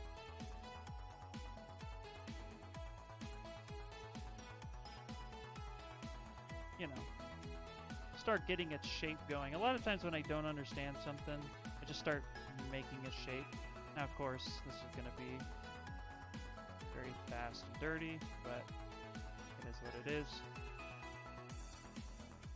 Kind of just, you can get an idea of where I'm going. Starting something always looks ugly, so don't worry about how good something looks in the beginning. I know a lot of people say that, but I don't think a lot of people hear it. It's good to just know that, like, okay, this is the basic shape that I'm going for. You can see I don't really care about the look of it. I'm going for how does it work via language, shape language more specifically. I'm just making stuff here. I'm just going to go ahead, and then from here I'm actually going to taper this down a little bit. I'll mask this section off here. Bring this in a little bit. Now I'm going to start, then I'll start messing with volumes, forms, proportions. But you can see here I'm already getting a pretty basic shape, and I just turned on dynamics now. So here's your basic hook shape. And all I did was just sit here and just, you know, I kind of knew based on Captain Hook. So I was like, okay, that's kind of the idea of it, right? And then from here, what I can do is just insert another cylinder. Now I'm going to expand this up a little bit. I'm going to put this right about here. Again, I'm going to delete loops. I'm going to go ahead and grab this. I'm going to taper this down a little bit. Yep, something like that. Kind of put that in the center. So again, it's just about shape language. I'm not really too concerned about if this is correct in the beginning, but if it reads like it is, then I'm pretty happy with that. Just kind of put that like that. It'll give me a pretty decent handle. I'll go ahead and group by normals, crease, poly groups. Then from here, I'll go ahead, bring in a primitive brush, maybe another, if I wanted to make a handle, bring in another shape, bring in another shape. Actually put that more in the middle, rotate that around 90 degrees, bring that down. If I wanted it to have an obvious handle, something like that. So yeah, really quickly you can come up with something that is believable and can work for your character as a placeholder, and then you can manipulate it from there and make it more of what you want. It's all about just getting the shape and the feel of it, you know. Does this look like a hook? Not 100%, but then, I mean, yeah, it looks like a hook, but I mean, you know, then we can go ahead and like get some materials on here. So let's get like a metal. Let's get like a white. There we go. So let's actually just fill that material with basic metal. Then from here, this is more of a wood material, so I could just do something like this. Make it like a, I don't know, maybe more hook. Maybe this is a metal. Nah, this would be metal. Why did I say wood? I don't even know why I said wood. I said wood for some reason. That was not at all what I meant. No, that's what's happening. I keep hitting the edge loop. Let's actually push that up. Alright, there we go. This would be metal as well, but maybe this will be a darker metal. Nah, that's too dark. Can't see it. There we go. Let's do that. Let's go ahead and fill object, fill color. There you go. And from here, now you can see that the edge loops, even though dynamic is on, is a little funky. So we can actually change that, so then that's where Zmodeler comes in a little bit more. We can come in, add a couple extra loops, right? Just kind of something like such. And then we can critique those shapes as much as we can. So we can push this up a little bit here. So something like that. Something like that. So again, it's just kind of understanding the idea of what you're trying to achieve. So hopefully this part makes sense. Go there, let's kind of close it down a little bit. And actually with this one, let's actually re-angle that. Now when I subdivide, all right, maybe we can clean all this up. Come here, maybe scale it down a little bit. There you go. Make a hook in 5 minutes or less. Didn't have a hook, his hand hit off. Why would it need a hand? It's a well, maybe, you know, that's, yeah, see. Risco rental. Oh, that's funny. Alright guys, that is it for the day. So there you go. Make a handle, make a hook with a handle in 5 minutes. Hopefully that makes sense. Safety first, absolutely. That's great. Alright guys, that is it for the day. Thank you guys so much. And again, you know what's happening. You know what's happening. October 23rd. Be there. Sign up for this. Challenge yourself. Even if like, it doesn't even matter what you think about like where you are in your art level. Jump on this. Join me, because I'm going to be there. I'm going to be sculpting, and 3 hours. It's going to be great. So make sure to check that out. Keep posted. All the updates, all that stuff. You can even register to be informed. All that fun stuff. I mean, that's why you're here, right?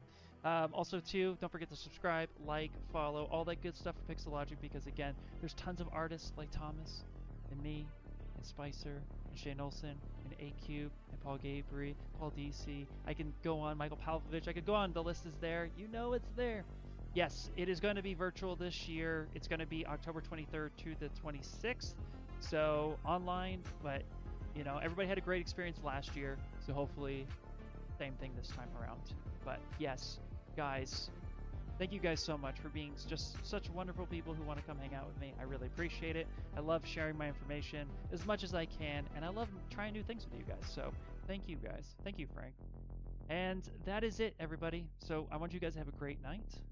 Enjoy yourself. Have a great work week. And yeah, I'll see you guys in the Discord. I'll see you guys online. I'll see you next one. All right, see you guys later. Bye, bye, bye, bye, bye.